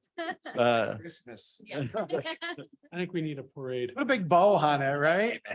But we need to do some kind of celebration when it's done, and we're trying to be extremely honest and forthcoming that this has taken longer than planned. We're not happy with it. In the future, when we're doing Maple Street Bridge, we've got to do it in a way that we don't have it as long as this one. And you know, we're trying to provide every update we can along the way. Can you clarify something for me real quick? Yes, 'Cause please. I did get a question about this week. Does this, like, did we have to pay more than we were contracted because it has taken longer? No, we have not. And another part of that is, you know, often with contracts, we have liquidated damages when there's a lot of these delays haven't necessarily, the major delays have not been necessarily the contractor in some ways. It's the out of control things with the utility providers. I mean, when they have an outage or when they have something else come up, it becomes a higher priority than our project. And as much as, you know, it's different than when we can hold a contractor accountable directly when you're working with so many different parties. So Wasn't it also if there had to be an adjustment, it couldn't be handled locally, it had to go from here back up the food chain to Yeah. Excel headquarters, then back down, and that would cause longer delays. Yes, and that was something that Mayor Pro Tem Bremen and I addressed with leadership at Excel. I've addressed it a couple times. We have great local Excel employees, but often to make a change, even though they have the ability and the knowledge and the experience to make that change on the spot, their current process, you have to take it back to Denver, which can take weeks, sometimes months to even get, which is holding up everybody else. And it was frustrating for staff and the contractor in some of those cases, because you line things up, you know, I think this one was lined up 4 to 5 months ahead of time with when everybody's coming in to you know, and you're excited to get it going. We start construction and then we get those days where people are like, nothing's happening, you know. Mike, are you finding in those conversations that you might be able to avoid this when you do Maple, or are we just going to be stuck dealing with them because it's their process? Yeah, and this is actually something that not only we run into, and again, it's not all of the delay, but there were some portions of it that were related to Excel, but definitely receptive from the new CEO of Excel in Colorado. And when the city manager of Grand Junction and I both shared that with him quite a few months ago, it was about the time this started. When we first met, he was pretty new in the position and was going around the state. When we shared that, it was not the first time or the first area that had been heard. But this is also something we've heard regularly, not just because of our own projects, but this is something that runs into a lot of residential developments or other projects. So our push and our hope that we see some changes is to enable the local people to make some of those decisions on the ground and not have to go back through a full review. Because there's any construction project, you run into some things where you can still meet the intent, but there's some changes on the ground that weren't foreseen until you actually get into the ground. So hopefully, but I don't know. We were sharing it again, you know, a good 6+ months later at CML when Matthew and I met with Excel, and we'll keep following up. And I know I'm not the only one bringing it up and following up as well. But something we're going to continue, be a broken record with every time we talk to them. So. Maybe if we get more municipalities on board with this, bothering them about it. I know the development community is already very. Yeah, definitely. Yeah, it's a huge deal. Yeah, we are not alone. The next priority within quality of place is related to public safety. And one of the big pieces with public safety this year, and one of the strategies in the strategic plan, was increasing engagement, increasing education with the public, and increasing proactive police work. So that was more of an operational side. the idea was we were adding a new position this year, one more police officer, so that we could, to keep up with increased demand of police work, but also to be able to do engagement even better than they always have done. Even tonight, we had officers at National Night Out. And so we're excited for that. They hosted the Junior Police Academy, Citizen Police Academy. This year, there were 10 youth, 12 to 17 in age that participated through that. That's been an annual thing we've always done. One of the challenges we've had is, although we added a new position, we had a retirement, Officer Bob, that many people know, that worked in the schools for so long. And we've had a couple other people go to different departments. At the same time, we've been fortunate to recruit some great people, but right now we have one vacancy and we have 2 in training, which makes it difficult. We're not at that full capacity, and there's other priorities that come involved. I've been thrilled with how much they've been able to do this year, but it's a little bit less than we had maybe hoped if we had stayed fully staffed.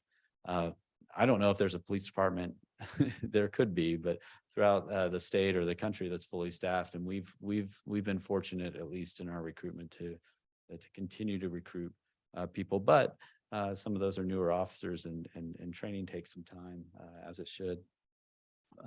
What we did do is, during the summer, we utilized one of the school resource officers to focus heavily on creating that engagement plan and do more engagement. So that allowed us a little bit of extra time on that throughout the summer. The next is be an employer of choice.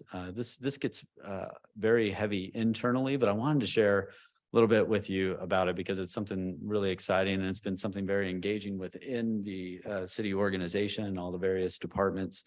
As you can see in these progress notes that you probably read ahead of time, we're making quite a bit of progress with the objectives that we had in these. I can try and make it, for some reason it won't let me move the screen on here when it's in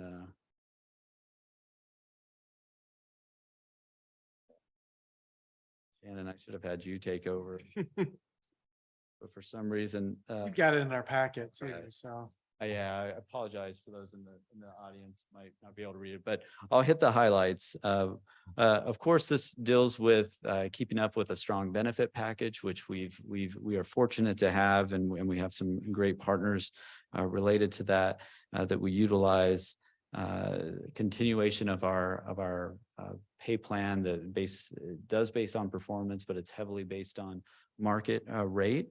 One of the challenges we're facing with that is we've been, as you all know, we've been trying to play catch up for many years, and for about a handful of years now. We've been making some good headway, but at the same time, each year when we get the new results, like we just got from CML, when it says the average pay for all positions throughout the state, if you take the average of all of our positions right now, we have a market range, and that range it depends on positions, but it can get wider, but on average, for a majority of our positions, it's a 10% range. On some of the higher level positions, that definitely gets a little bit wider, which is standard and typical for market ranges. But we are at the low end of that range on average. So to keep up next year and stay at the same spot in the average of the market, so while it's an increase, you're still at the same level in that market range with every position. It's an 8.5% increase, and that is pretty consistent with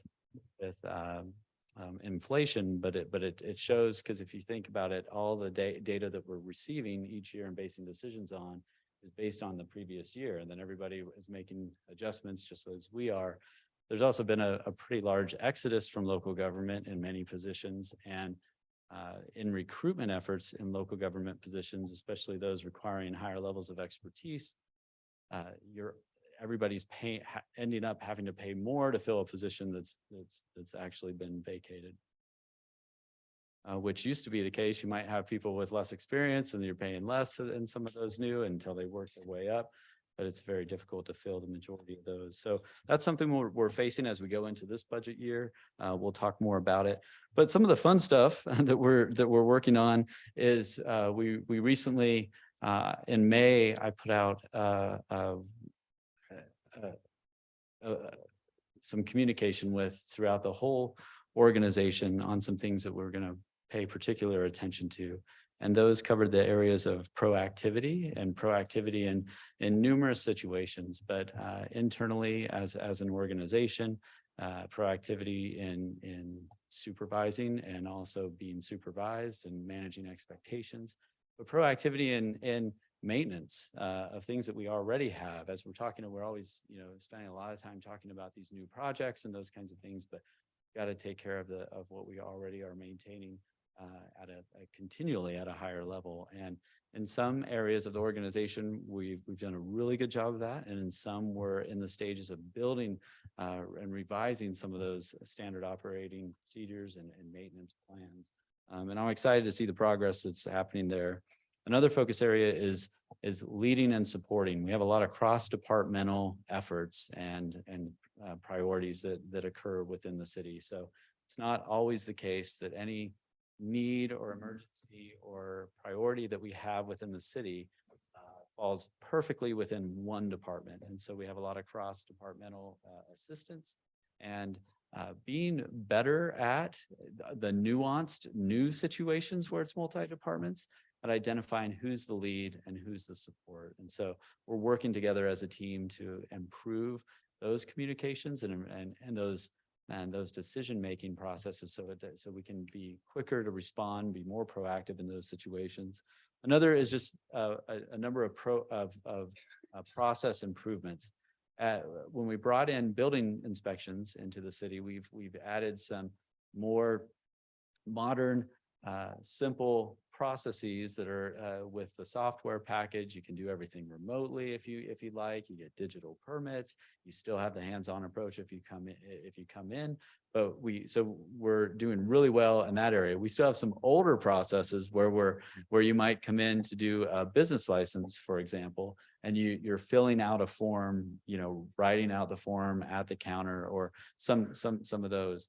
And we have the ability now to move everything into these more simpler processes. And so we're in the transition of a number of those, as well as tonight, there was on the consent agenda, moving some funds so that we can get in the queue immediately and not wait next year, because it takes about is it still about a 6 month to get in the queue for the current software package financial system that we've used for a number of years. We're on one of the oldest versions of it. So it doesn't work super well with all of these new programs, but the same financial system has, cloud-based, very secure. We've had for the first time in a number of years, we've actually had some outages.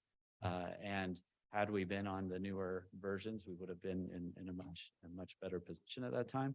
However, as many of you probably know, I'm sure Councilor Hansi knows, it's a big process when you transition. And staying with the same financial is going to help, but it's still a big change, and it's a learning change. It's making sure everything transitions appropriately, but it's going to help us in so many ways with not doing written, I hate to even admit it, but still doing, written time cards and written time off slips and all these types of things, or even electronic processes that we have that are only electronic because we're doing it the long way electronically rather than in a secure system where it's automated and helps us move forward. So we're excited for that. That's something that we're in a good position to move forward on and working on. The other focus area of this process that we're on, the other two are communications, and we have what's called our wildly important goals process as part of the 4 disciplines of execution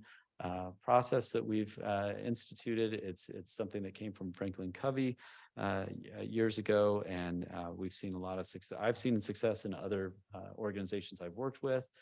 We followed Gilbert, Arizona, for example, who's used it for over 10 years and went and learned a little bit more from them. And it's something that some of our staff, such as Shannon, utilize at other employers just like I did. And so it's been, and what it is these quick weekly get-togethers that are 10 minutes or less, almost a standing It could be regular, so a weekly is about what every small team is working on, and you make specific commitments to each other. Is something that no matter how busy you are, it's something reasonable that you'll be able to fit in during that week. And then the next week you meet, you report on those with each other, and there's specific goals where we did an internal survey that created a baseline of how well we're doing with communications. So every commitment that every employee individually is making with each of their teams is going towards improving the areas that we saw for internal communications improvements. And then we'll be able to we measure it on an annual basis and see how far we are improving. And so it's been, it helps with morale, it helps with creative ideas, but it's something simple. It doesn't take a lot of time, but it is a concerted effort that the whole organization is working on.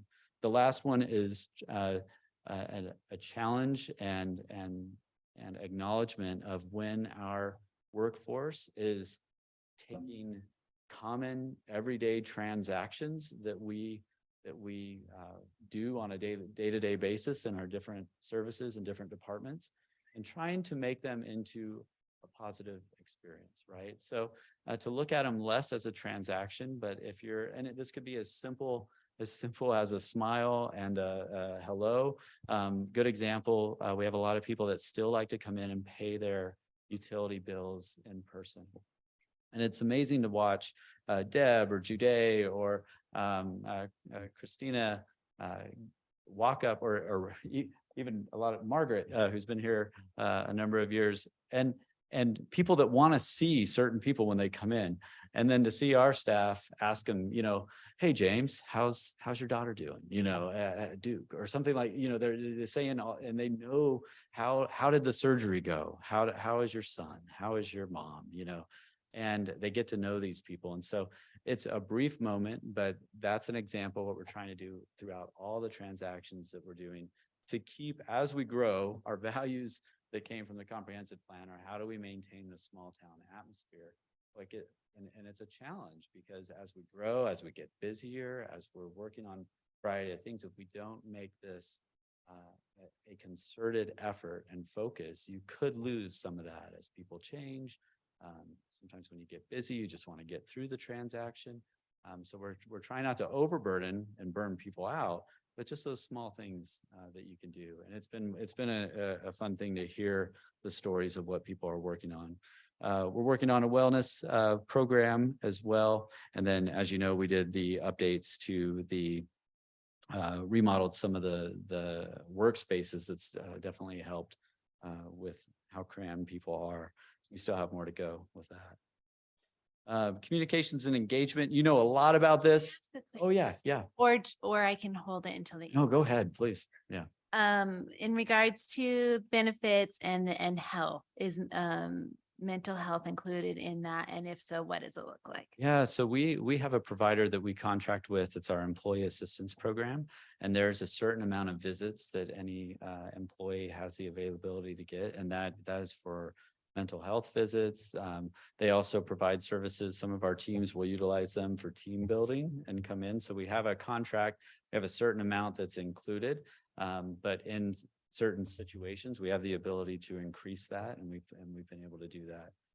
We've also provided, those services have been provided at times over, you know, I've been here about 9 years, and I know there have been isolated incidents when, unfortunately, due to performance, and somebody has, after exhausted all the opportunities to improve, and had to, you know, lose their job with the city, have also been able to participate in that during that process, and even following that process for a certain period. So, yeah, thank you. Yeah. By the way, those moments you're talking about, we used to call magic moments. Magic moments. Yes. Yeah, no, that's great. I like that. So for communications and engagement, Ciara, being a new position, not so new now, but definitely well over a year with us. And she has just done tremendous things to take a good baseline of a lot of people trying to do good communications to a more formalized and more regular, more consistent, better singular message. And so I'm not going to spend a lot of time, but as you all know, we've talked a lot about that, and there are numerous ways we communicate with the public, and those are detailed on the website. And they range from many in-person monthly engagement opportunities to the weekly update that we put out every Friday, to the newsletter that still goes to every residence, to electronic newsletters and updates to the website, a radio show, which turns into a podcast anybody can listen to. And the list just keeps going on. And we're excited about that, especially small videos and highlights of city services and city employees. And so that is an area that we've really stepped up and really excited about, and continue to revamp and update the way we're doing it. One of the biggest still to come on this list that isn't checked off, and the ones that are checked off are ongoing. So it's not a once and done. It's just an added to the ongoing, moving forward and improving. But one that is coming this fall is an update to the city's Fruita.org website that will allow us to do some of the feature, to design and do updates in a way that we haven't been able to do before. That'll make it much more dynamic. And we're excited for that. Let's see, the next one is electric vehicle charging stations. You can see them. They say available. They are so close to being ready, but they're not ready yet. Shannon has been working with the numerous vendors that are part of getting them programmed, set up on the maps that all electric vehicles can see. I think we're down to the final piece. We're just waiting for, they were here was it last week and the week before, doing some of the final steps. And there's one more visit that'll either happen this week or next week, and then they'll really be ready. So You have all the adapters. we do. We've ordered the adapters that we need, and so they're on their way. We don't have them, but we've ordered them. And Record, I'm not the one asking. I'm Okay, for the asking. record, I'm not the one. I'm asking as mayor, I'm asking if we have all the adapters. Yeah. yeah, I also recently talked with Family Health West. We may be looking at some kind of joint effort for electric vehicle charging stations near the rec center and the hospital. And then one of our efforts will be looking at the south side in the future. So there's a lot of grant opportunities out there. Getting through this process and seeing which parts took longer because we were going through a process, and which parts helped us with the funding. Because sometimes you get free funding, but it can make it a much longer process, and sometimes you have to do the cost benefit there. So we're working through that as we go into new future efforts as well. Middle mile broadband. This one is exciting because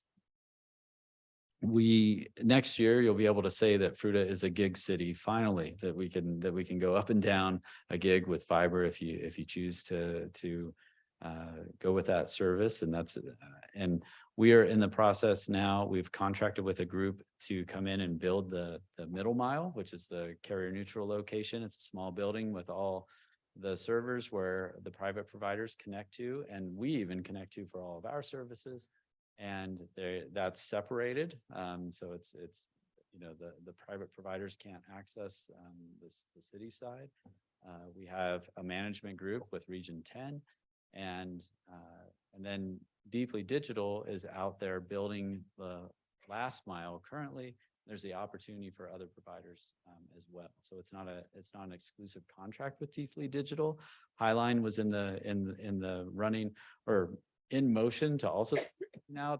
We haven't heard much from them since. I think it's usually a race, and with each one to get started, and then over time as capacity, you see some of these others. So but it also creates more competition with the providers that we already have, and giving residents and businesses the opportunity for actual fiber connected to and higher speeds at similar prices.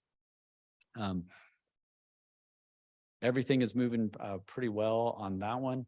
The only thing that's a new step that we're waiting on is we are waiting on some quotes for building out fiber to some of our public spaces, whether it's the Mulberry Street Plaza or some of the parks, or and some of our facilities. We currently have an old fiber connection that we still, as we go through Spectrum right now for city internet, like the organizational internet, it's through Spectrum, and then it goes on our own fiber line, but it's really old. It needs to be upgraded. And so as part of this deal, we're looking at what we can do and then go to DOLA, Department of Local Affairs, for a supplemental to help pay for those additional connections. Or locations like the old Fruita Lagoon site, to at least have it brought there during this project, so that when it develops in the future, there's a connection, just like having, you know, sewer brought to the edge, or electrical or something like that, getting fiber built to some of those future areas, so that it can be something added.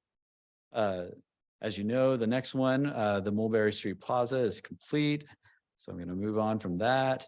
The next one, Reed Park improvements. I would say this would be number 2 for the one we'd want to see going a little bit faster. But there was a good reason for a delay on this one. It was that we went after a Great Outdoors Colorado grant one more time to see if we could get it. We were awarded a $600,000 grant for an in-ground Will skate park. And that delayed the start of the design with design workshop. But their design process has recently completed. And then there's one more piece of design that should be by the end of August and beginning of September. And then we'll be going to bid in September for that project. We had originally looked at maybe doing it different pieces. You have a mini pitch, court system that's going to go in, a new playground that's going to go in. There's going to be different groups building some of these.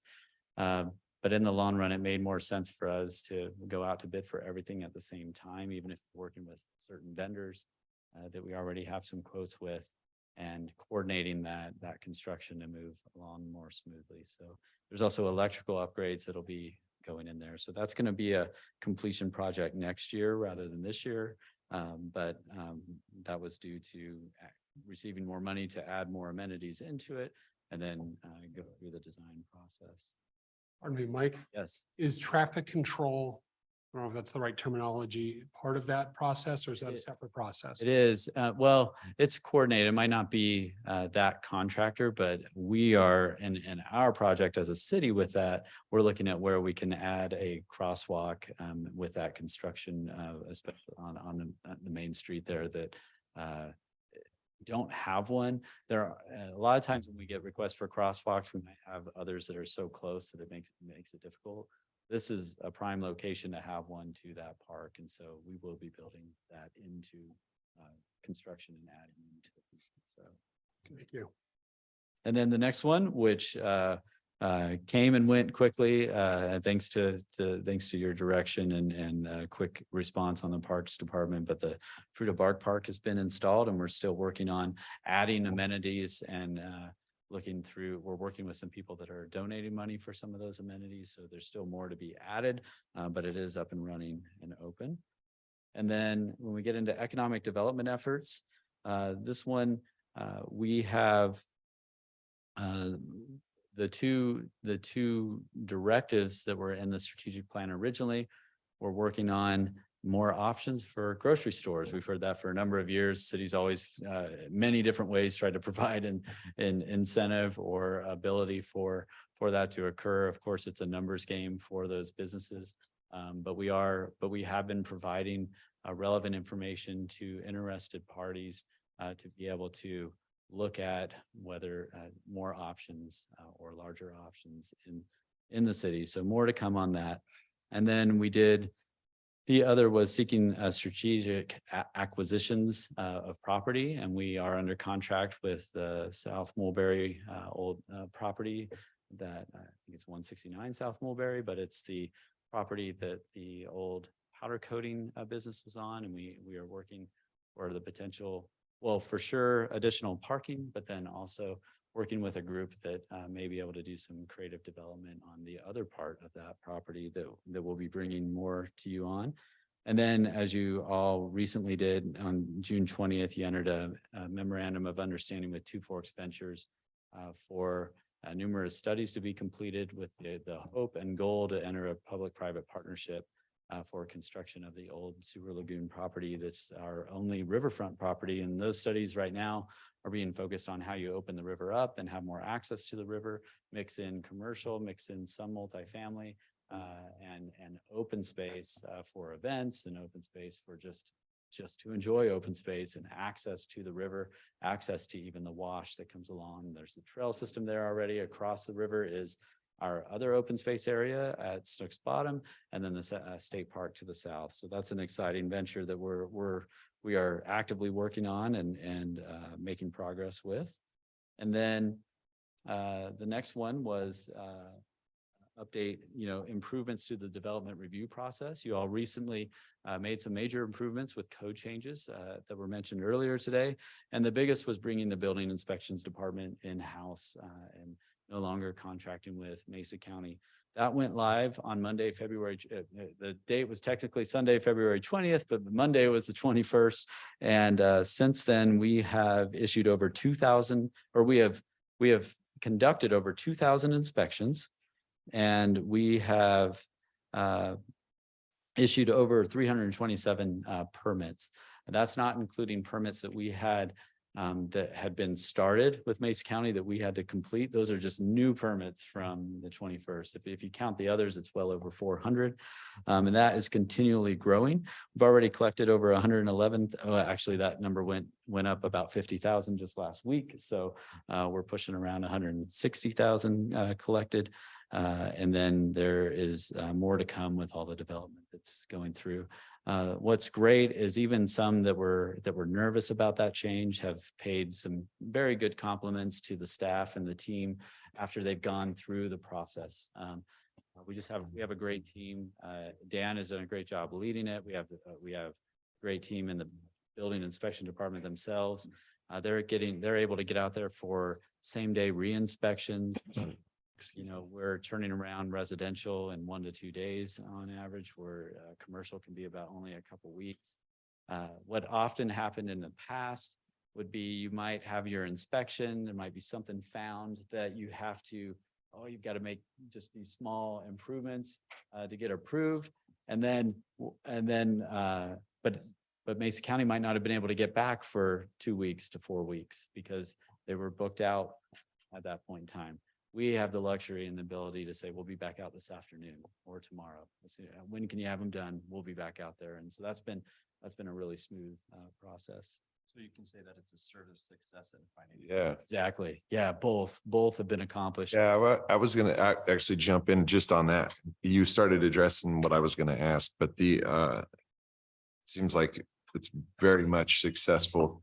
And that monetary gain, is that quite different than what we would have normally got working through? Yeah, so that was something we never really knew. We knew what they charged, but we never knew what the level of revenue is. They didn't wouldn't release those to Grand Junction or the city of Fruita. We could see, they might release the whole of what but that's countywide. So we were making our best guess, right? So we were estimating. We put a pretty conservative estimate of 100,000 for this year. It costs about 300,000 for us to operate.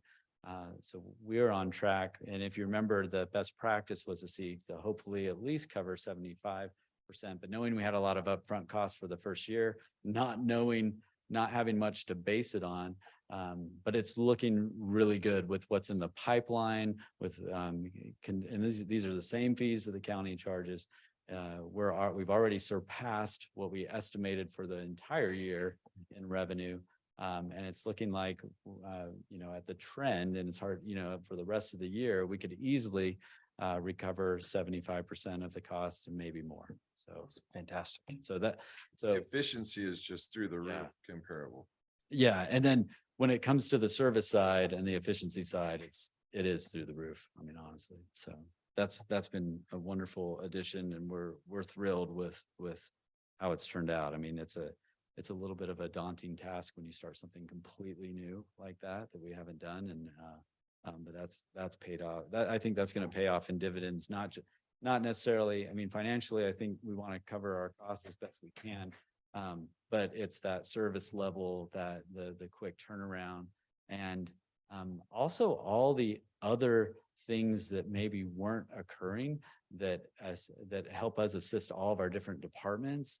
that we can be more proactive with structures that may be unsafe in the community. So not just new development, but actually expanding, and it gives us that opportunity to do that better. The next one under economic development partnerships is reviewing our memorandums of understanding or our agreements with the Grand Junction Economic Partnership, Fruita Area Chamber of Commerce, and also the Grand Junction Business Incubator Center. And I have drafts from the Business Incubator Center and also Grand Junction Economic Partnership. And I know Matthew is the board member for the chamber, and they've been doing a lot of work on their strategic plan. So as we get into the budget process, we'll be talking more about those. Honestly, this has not been as high of a priority to complete compared to some of the other things we've been working on, but now it's getting to that point where we're going to redefine those and bring that back to you all for some feedback. And it's, I shouldn't say redefine, but really some of these agreements have been so long that we're doing different things with these groups, you know, and so we've got to actually reflect what our true partnership is now and what the expectations on each side is, so that as you all go into next year's budget, or approving next year's budget, you can make better decisions on what those amounts are that we're paying these entities. And it looks like that we've had all of them present except for BIC. Are they scheduled to come? We do want to, they're not scheduled yet, but we are expecting to have Business Incubator Center and likely GGEP one more time in the fall. So during the budget process. That'd be great. Pardon me, Mike, have you by chance seen any updates on the North Star MOU? I have not. Neither have I. Okay, I just want to make sure I didn't miss it. Next is housing. As you all are aware, we've talked about this quite a bit. We've made a lot of strides.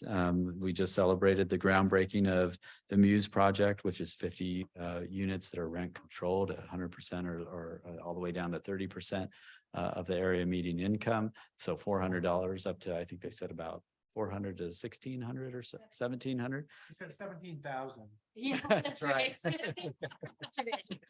They did mistakenly say that. 1700. And then we've made strides with our short-term rental permit process and the limitation or the cap on the amount in the center of the city, or what we call the triangle. And then currently we're working on pursuing the Proposition 123 funds, which we are put in the update this last Friday. We are opted into that. Per your direction, we had to opt in before the building permits were issued to Muse. All it took was it didn't have to be a formal letter, so it was just something Dan could submit a form. But that, if you remember, it requires us to well, not requires, but opting in says you're going to strive to have, I think our number is 38 a year, or 38 over a 3-year period, and or times that by 3 and try. So fortunately now we'll have close to 50. It'll at least be 45. It might be a few more. It might be up to 50 that actually qualify and help us out towards that. But also obtaining funding so that we can work on which we are applied for trying to get another project near the La Quinta with the group that owns that property, and involving the potential of some childcare in that vicinity with the funding. And that's also for the Stronger Infrastructure Grant as well. Mountain properties has been a huge topic. We've talked about it a lot, and you have more to talk about on August 29th, but that's only a portion of it. We are also working with all the federal providers. They've been tasked, although we have had these conversations for many years, multiple times.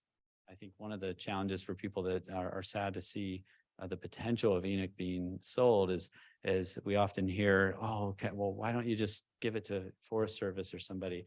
We can't even give the 3 that are on Forest Service property to Forest Service for free because they don't want to maintain the dam. So we've challenged those entities to come with proposals to us, and they've committed to doing that. And so we're still waiting on the results of the NRCS process, and you have your continued hearing coming up as well. Mike, I have a question on that. Ken was getting ready to ask, do we have any other offers come in? I know, I mean, I've had one person approach me. I know that I talked to you about. We know of active parties working on offers and obtaining information from the city so that they can make consideration of making an offer, you know, how to work with the state, you know, what all the things you would likely want to know if you were going to purchase it. So we're working on, Kimberly and Mary Elizabeth are working diligently on getting some of those open record requests, you know, information back to these parties within our few days that we have to do that. We have not received an offer on Enoch yet. We anticipate receiving some offers, but we have not yet. We did receive an additional offer for about double the amount for the 2-acre parcel though, that was continued. As you go into the packet of as we get more information, we'll provide it to you together. But just so you're aware, when you go into your continued hearing on August 29th, all comments, emails, letters we received will be put in the packet, and that includes offers. So that allows you to consider all those comments, all those offers in the public hearing.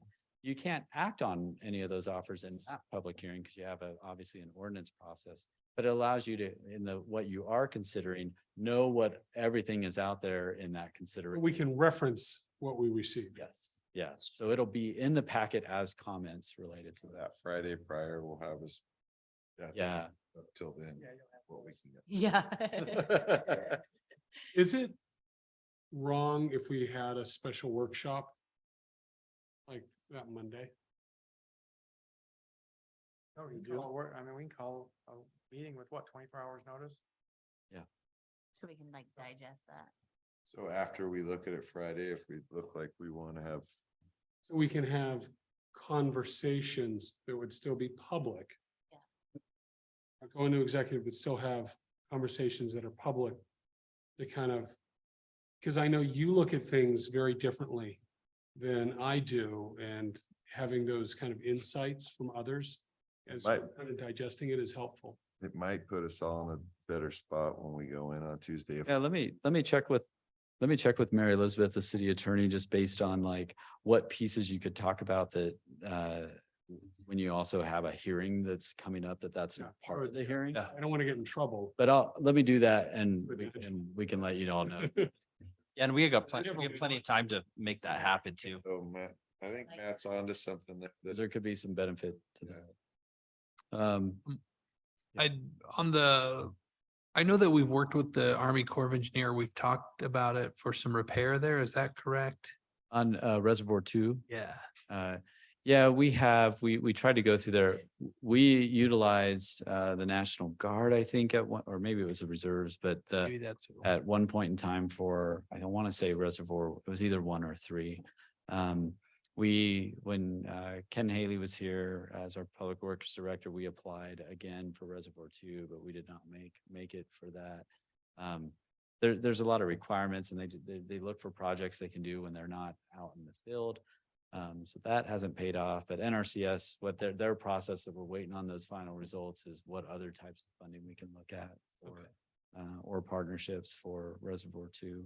Somebody recommended to me to talk to the Army Corps of Engineers because sometimes they take over owning reservoirs, but this might be bigger reservoirs at that. Yeah, it could be. I know we've had conversations with them in the past as well. Okay. I'll make sure that we're not leaving them out in any current conversations, but like I said,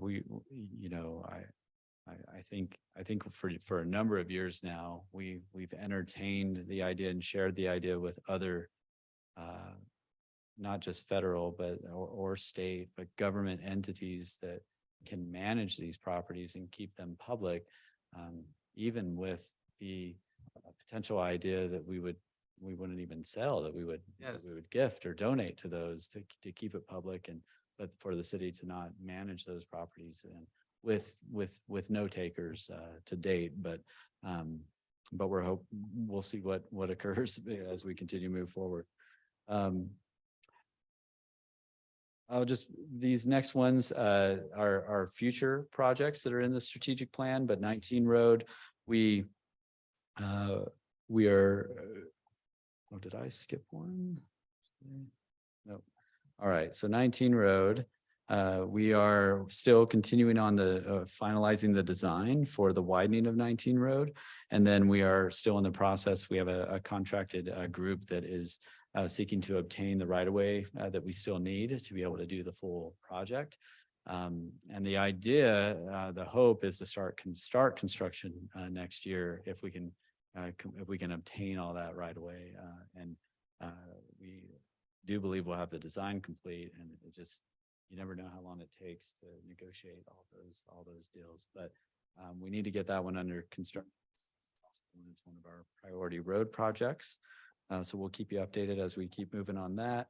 South Mesa Street improvements, as you're aware, we received we were awarded a grant quite a long time ago from CDOT. We didn't it took over a year to get the contract for that grant, but that was executed June 13th. So we actually did get into contract. It was designed, we previously designed the South Mesa Street improvements utilizing a Department of Local Affairs grant, but because now we have a CDOT grant for construction, we have to go through a review design process with CDOT.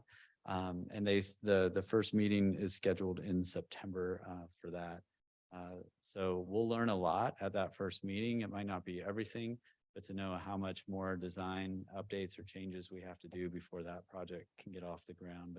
But so that one's a hard one to pin down when construction will actually occur.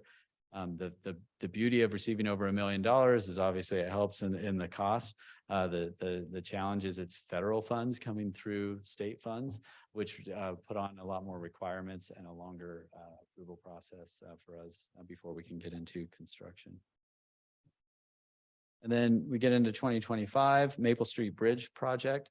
This is actually pending some funding. There was a news article today that said that article was jumped the gun a little bit. It makes it sound like everybody that the senators proposed funding for, both Hickenlooper and Bennett, that we're receiving the money, but it still has to go to the House. It still has to be approved in appropriations. It's just been approved on the Senate side, US Senate side. Now it has to be approved or appropriated by after going through the House. You're saying the project will move up in speed, or it's No, so we're still waiting to find out if we actually get the funding. And if we do receive the funding, you can't start using the funding, I believe, until 2025. And so that's the other funding that we've had verbal from is $750,000 from Mesa County. We're awaiting an agreement with them on how to utilize it because it's ARPA funds that they were passing on to us.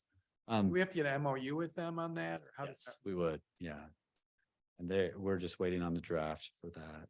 Can you just summarize what do we expect the cost of of Maple Street to cost? It's going to be similar to Pine Street. We're anticipating somewhere in that 2.5 million. 750s come from county, and how much is that federal? Right now it's 1.75. So it could be more from the feds. Yes. So between the two, we could cover. We could cover if both pan out the way they are. There could be some, it was designed so long ago. Mesa County had actually paid for the design of this a number of years ago. So there's some new standards. So there's some updates to design, and there might be some cost to design that we try to. But it's nice to see that. Yeah, vast majority. It really helped. It can be covered. Yeah, it really helped because we'd be using a lot of fund balance, like at least 6 million on 19 Road.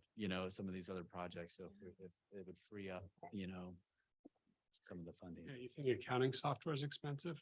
Right. And then Little Saltwash Park design and expansion. That's our next big park project once we're through with Reed Park. So that's still out there a bit. We might be able to do some of the design in-house. We're actually looking at more of a design build. The feedback through the FROST process and engagement with the community was adding additional field space, adding additional parking, and adding pickleball courts at Little Saltwash. So there's some other smaller amenities, but that's the gist. And we'd like to see that a design build, not a long design process. And then because those can be designed by the construction groups. Just a quick comment on that, which I think Shannon has maybe already heard a little bit of, but much like the public comment that we have received about the lake, you might expect to hear about the house that is. Will, yeah, So will. just And it's, and I, we have, but I'm just saying two possible equal Right. amounts. So yeah. That's not until 2020. no, I know. Okay with That can.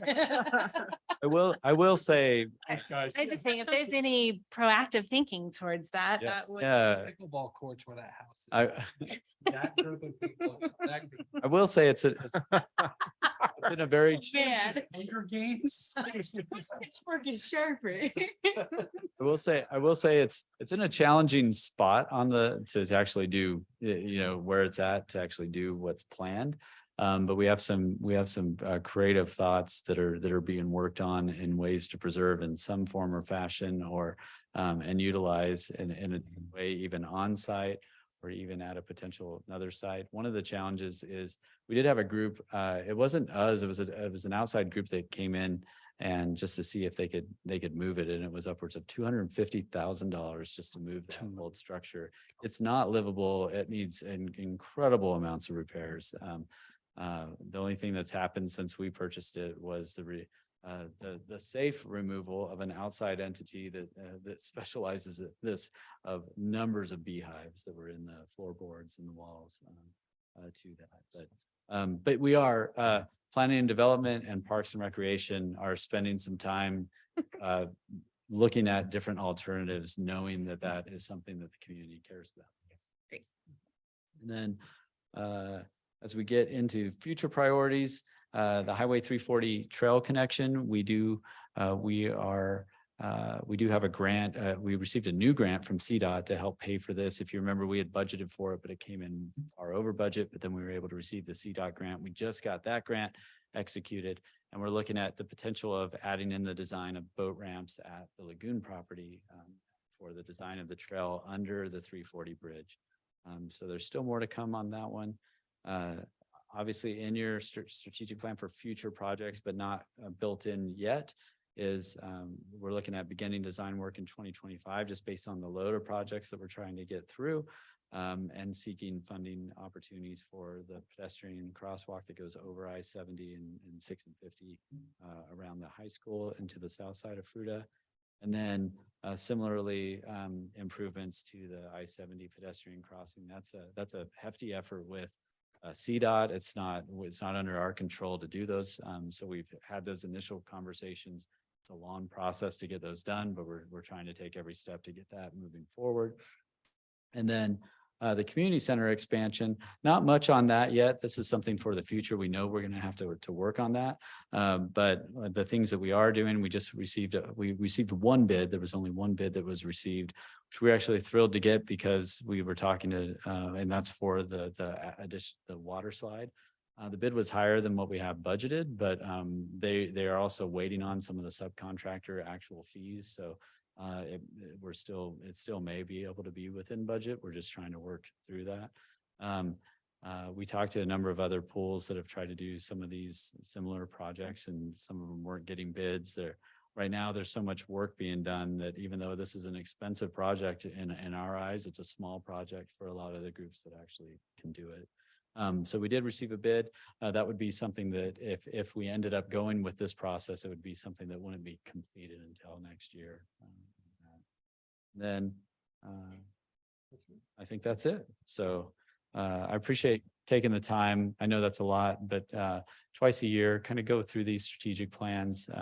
We'll do it again in January and hopefully have quite a bit of progress and updates at that point in time. Of course, we make updates along the way in our weekly updates and other presentations.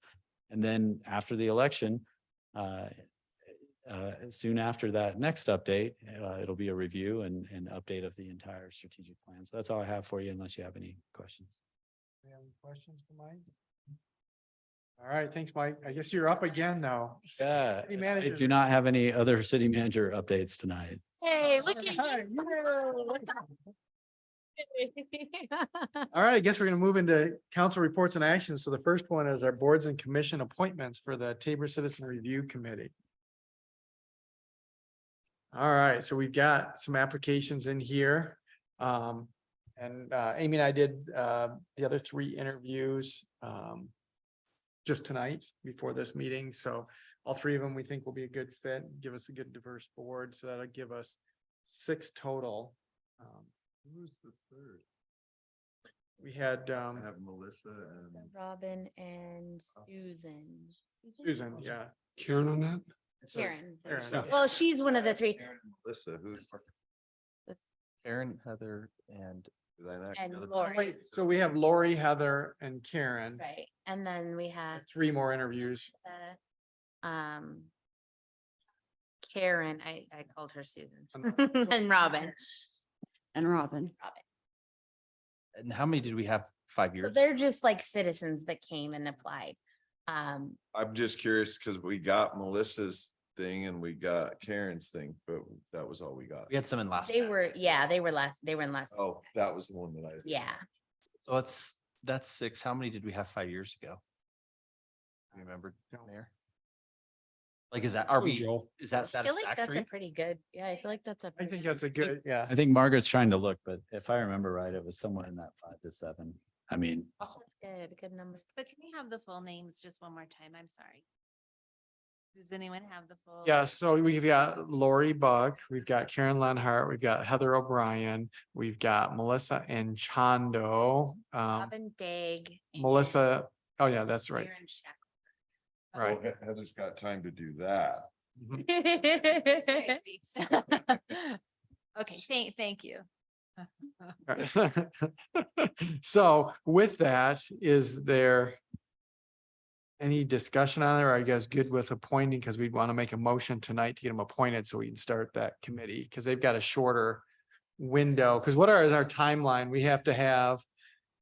Wait, you're gonna speak into the microphone though. We have I think there's 8 weeks. Is that what it is? Or 8 weeks. 8 people. oh, 8 people. 8 people. Oh, I thought she's, we asked the question, how long? And it's saying I was like, 8. neither of those numbers make sense. No, Wait a second, do we need a motion or I thought that was under your purview? no, I have to approve it, but it has to be ratified a- by council. So Mike, what was the timeline? I was just gonna say the timeline, we're putting language in for a ballot towards the end of the year. The timeline's typically typically about 3 meetings. And Margaret, I can repeat it so they can. It was in our cover sheet last time and I'm just not recalling, but it's.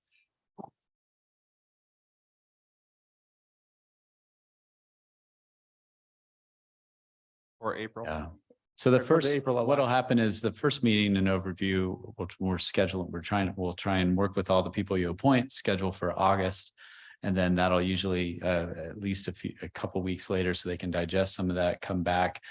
We do know that a lot of these people had some ironically, most people that applied had some August dates they couldn't. So there'll probably be an early meeting and then get back in September. And there could be even up to 2 meetings in September. And then we're working on a recommendation to you all, hopefully by October, so that you can wrestle with anything you need and make sure we have everything ready for an October or a November, December finality of what's going on the ballot. And then Mary Elizabeth will work with us on wording. Is that what Correct, yeah. for the ballot question? So you need a motion to approve the 6 names that you have It's here. reviewed. 5 It's written. names, but the applications that have been, Right. oh, that motion's been, Yeah, oh, sorry, I missed that. you're gonna do it? Yep. I move to accept the mayor's recommendation on the appointment of members to the Tabor Citizen Review Committee. Second. Thank you. All right, we got a first and a second. Any other questions or comments? All right, hearing none. Deb, would you please poll council? Counselor Bremen, Okay, Counselor Purser, Yes. Counselor Williams, Counselor Cry. Aye. Counselor Miller, Affirmative. Counselor Hansi. Yes. Motion passes 6-0. All right, and then before we go into executive session, we'll go through our council reports and actions. Ken, like you're thinking you want to start us off, right? Agent or GRBTC met last week for a monthly meeting. We met with the deputy director of CDOT. He's going around talking about they have a new plan to look at maybe rezoning or redoing the boundaries for the transportation planning organizations around the state. Didn't sound like they were much interested in doing that here in Mesa. It says that we're working out pretty good. I think that's pretty much the highlight from that meeting. Nothing else. All right, thanks. James, No, nothing. Amy? I only have one. I attended the Chamber's Coffee and Community Connections, which is an awesome event. If you can ever go, it's really great. And Fruita was very well represented. Mike and our Chief of Police, Chief Kraus, were presenters, and they did a really great job. And I actually learned a few things about Chief Kraus that I did not previously know, and I am even more impressed. He's an impressive person. I'm thrilled he's serving our community. That's all I have. Janine? Several of us were at the groundbreaking ceremony for Muse, and it was really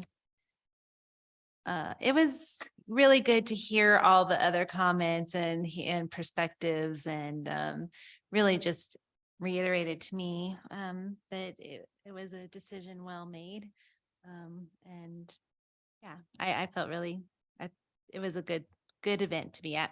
And then I have a question about traffic and four-way stops. And I know there's studies and all the things that usually we don't wind up passing to put in four-way stops. But with all the parking for the new apartments on street, which is on purpose and slows down the traffic and all of those things, which I am all for and in agreement with, it, however, causes great difficulty to see. The cars on the street make it really hard to be able to see, and there is not a four-way stop on any of those roads, and like I've had several people comment to me that they can see to their left or whichever, they can see one way.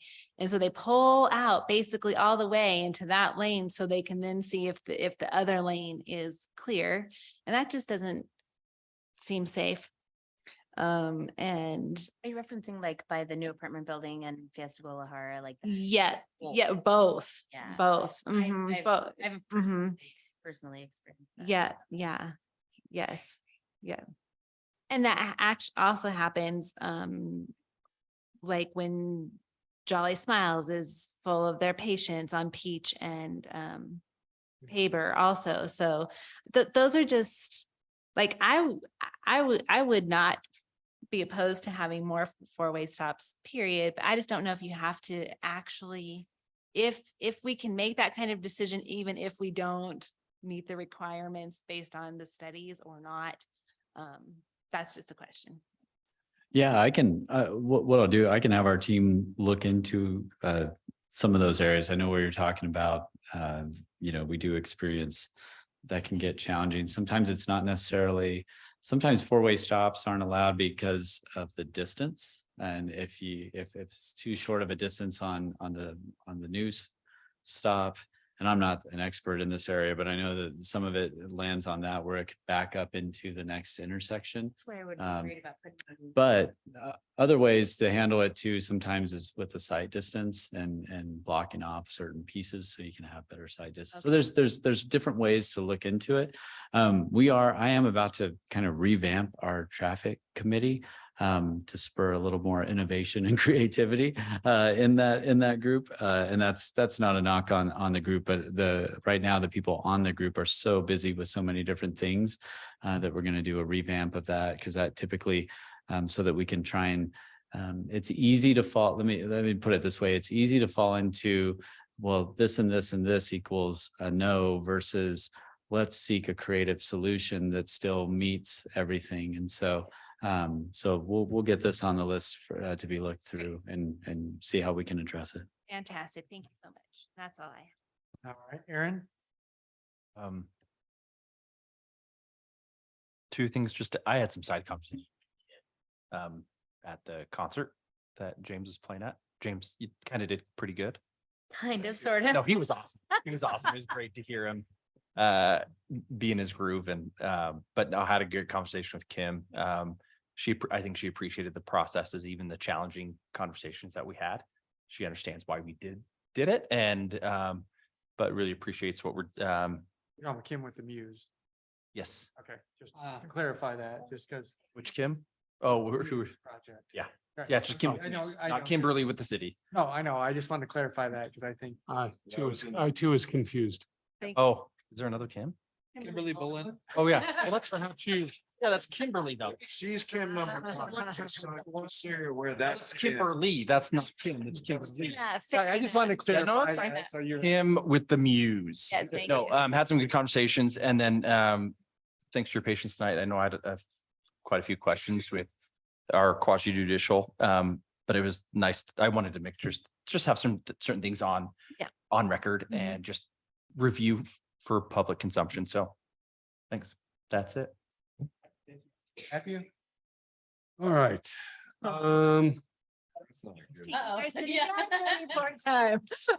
Mike did a really good job on So anyways, I did not realize it, but I am now part of the Workforce Development Committee for the Fruita Chamber. I learned this at our first meeting yesterday. So talked a lot about Springboard for Business and the different grants that are out there for interns and how that process works, some of the challenges and how to streamline that. Continuing the partnership with Palisade in terms of how do we pull that together. And then looking at also working with Grand Junction to go for larger pools of money.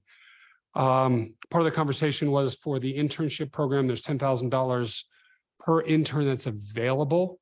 However, a number of us looked at the application and after spending an hour on the application, we gave up. So how do we streamline that process for businesses to make it easier for them to get those dollars was a big one. And then a lot of it's communication with the schools. How do we let students know what the process is for looking for those internships and opportunities? Part of it's talking about, I don't know if you guys are familiar with Handshake. How do you update? Handshake is a program that both the high schools and the university are part of. And it's supposed to be where businesses and students can kind of come together looking for internships and for job openings. It's not necessarily user-friendly on either side. What we heard a lot of is we've tried Handshake multiple times, have had no success. So there's more conversation about how do we make it easier for businesses? How do we make it easier for students to connect the two? So I'm now on that committee. Hey, Matthew, can I just mention that our communications intern started today that went through the workforce program? Oh, great. Yeah. They made it through Amy's. the application. One of the few. This Thursday, Mike and I and Shannon, I think you're part of that. Joel said no. We have a meeting with Lauren Bober to talk about what we're doing in the city. Mike kind of alluded to it that the Senate has approved some of that congressional appropriations, but we're going to talk to her about that as well, since she has to still vote on that and kind of talk through our plans. So we'll be spending half an hour with her kind of going over that sort of stuff. Also had a meeting this week with Hope West with Cassie, who's the new head over there. Hope West is hospice. And we talked about their PACE program. I don't know who here is familiar with it. So PACE is a program that Hope West runs to help keep seniors in their homes.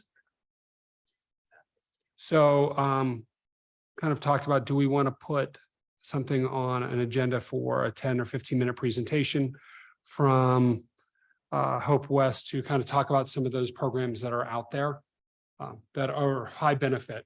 I think that'd be a good one with livability.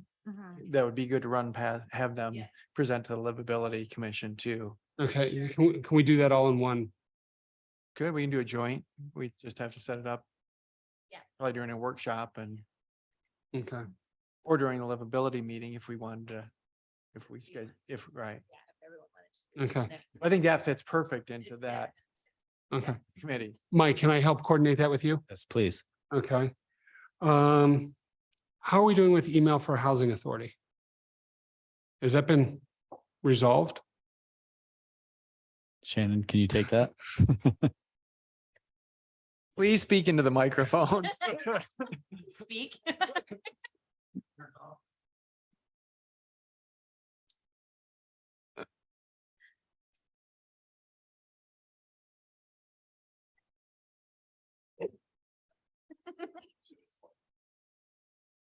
I believe everyone has access on city council to their housing authority. I can show you how to do yours. You should have received a one-time password because we got you a licensed account so you could still use the mail app. Okay, on your iPad. I'll reach out to you later on that because Yeah. You haven't got yours either? Okay. For the record, mine works fine.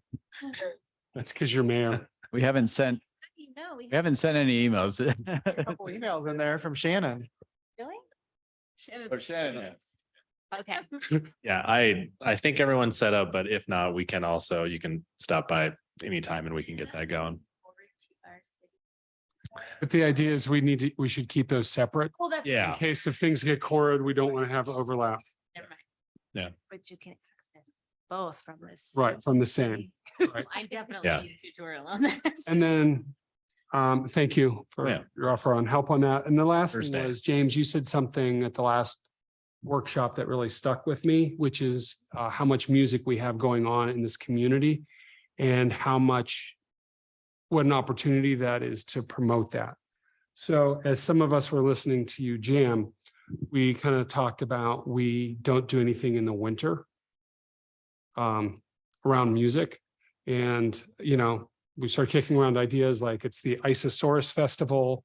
We try to do the Guinness Book of World Records or the bigger s'mores, out there, stuff like that, but also incorporate music in that. So I just think we need to kind of keep going with your idea or that you threw out there. We could do it. There's some friends of mine run festivals in the winter called Winter Wondergrass, and they're hugely successful.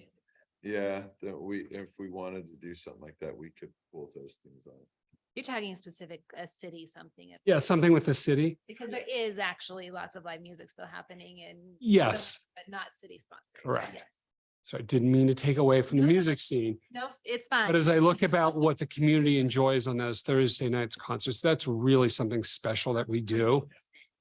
And it's part of, I think, what makes Fruita.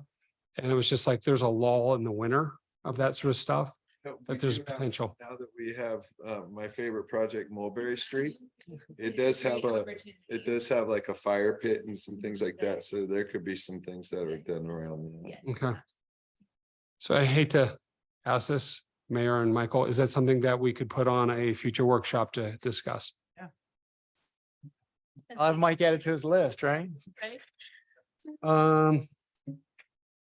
Yeah, after the Isosaurus Festival, I think I'm done. Celebrating the. I don't remember seeing an email. I Isosaurus. don't remember getting an email with your list of what you were going to talk about tonight. Okay, I'm going to go into mine then with that. I'm done. All right. I am so done, Mr. Mayor. With that, I just want to thank all the counselors that were at the Muse thing. I think we had a good showing. And so I think it said a lot for how we care about our community. So I appreciate that. The other thing I was going to ask Mike, I know you talked about Ken Bynum was planning on retiring this year. Are we doing anything for him? I know we normally do when somebody works because he's worked how many years? 15 plus, or is it? Oh, it's a number of years. I don't remember the 20, it's over 20. Is it over 20? So I didn't know if we had Like anything it. planned. I mean, that I just wanted to throw that out there. If Yeah, there was some, I know we've done it for a lot of the other He- retirees that have been here for a long time. So before that occurred, he had talked about this summer retiring, but there is no retirement date yet. Okay, all right, just to keep on the radar, I guess, if that was something. So other than that, that's all. That's sent out on a previous email. No, it wasn't, because I Okay, only had just one wanted to item. It's when you have more than three that we. Yeah. Oh, okay. That's just the made that up. policy. That's the mayor policy for keeping our report shorter. So, all right. This guy, dude. With that, Right? we're gonna move into Still our, got a few more months. He's trying to use that. we need a motion to move into executive session. So is there somebody that would like to make? I a move motion? Amy says it. I don't have my pharmaceutical voice ready. Ready? It's right there. I move that for discussion, that we move an executive session for discussion of a personnel matter under Colorado Revised Statute Section 24-6-4024F and not involving any specific employees who have requested discussion of the matter in open session, any member of this body or any elected official, the appointment of any person to fill an office of this body or an elected official, or personnel policies that do not require discussion of matters personal to particular employees, the city manager's informal review. Second. All right, we got a first and a second. Any other discussion? All right, Deb, would you please poll council? Counselor Purser, Counselor Williams, Counselor Cry, Aye. Counselor Miller, Yes. Counselor Hansi, Yes. Counselor Bremen. Yay. Motion passes 6-0.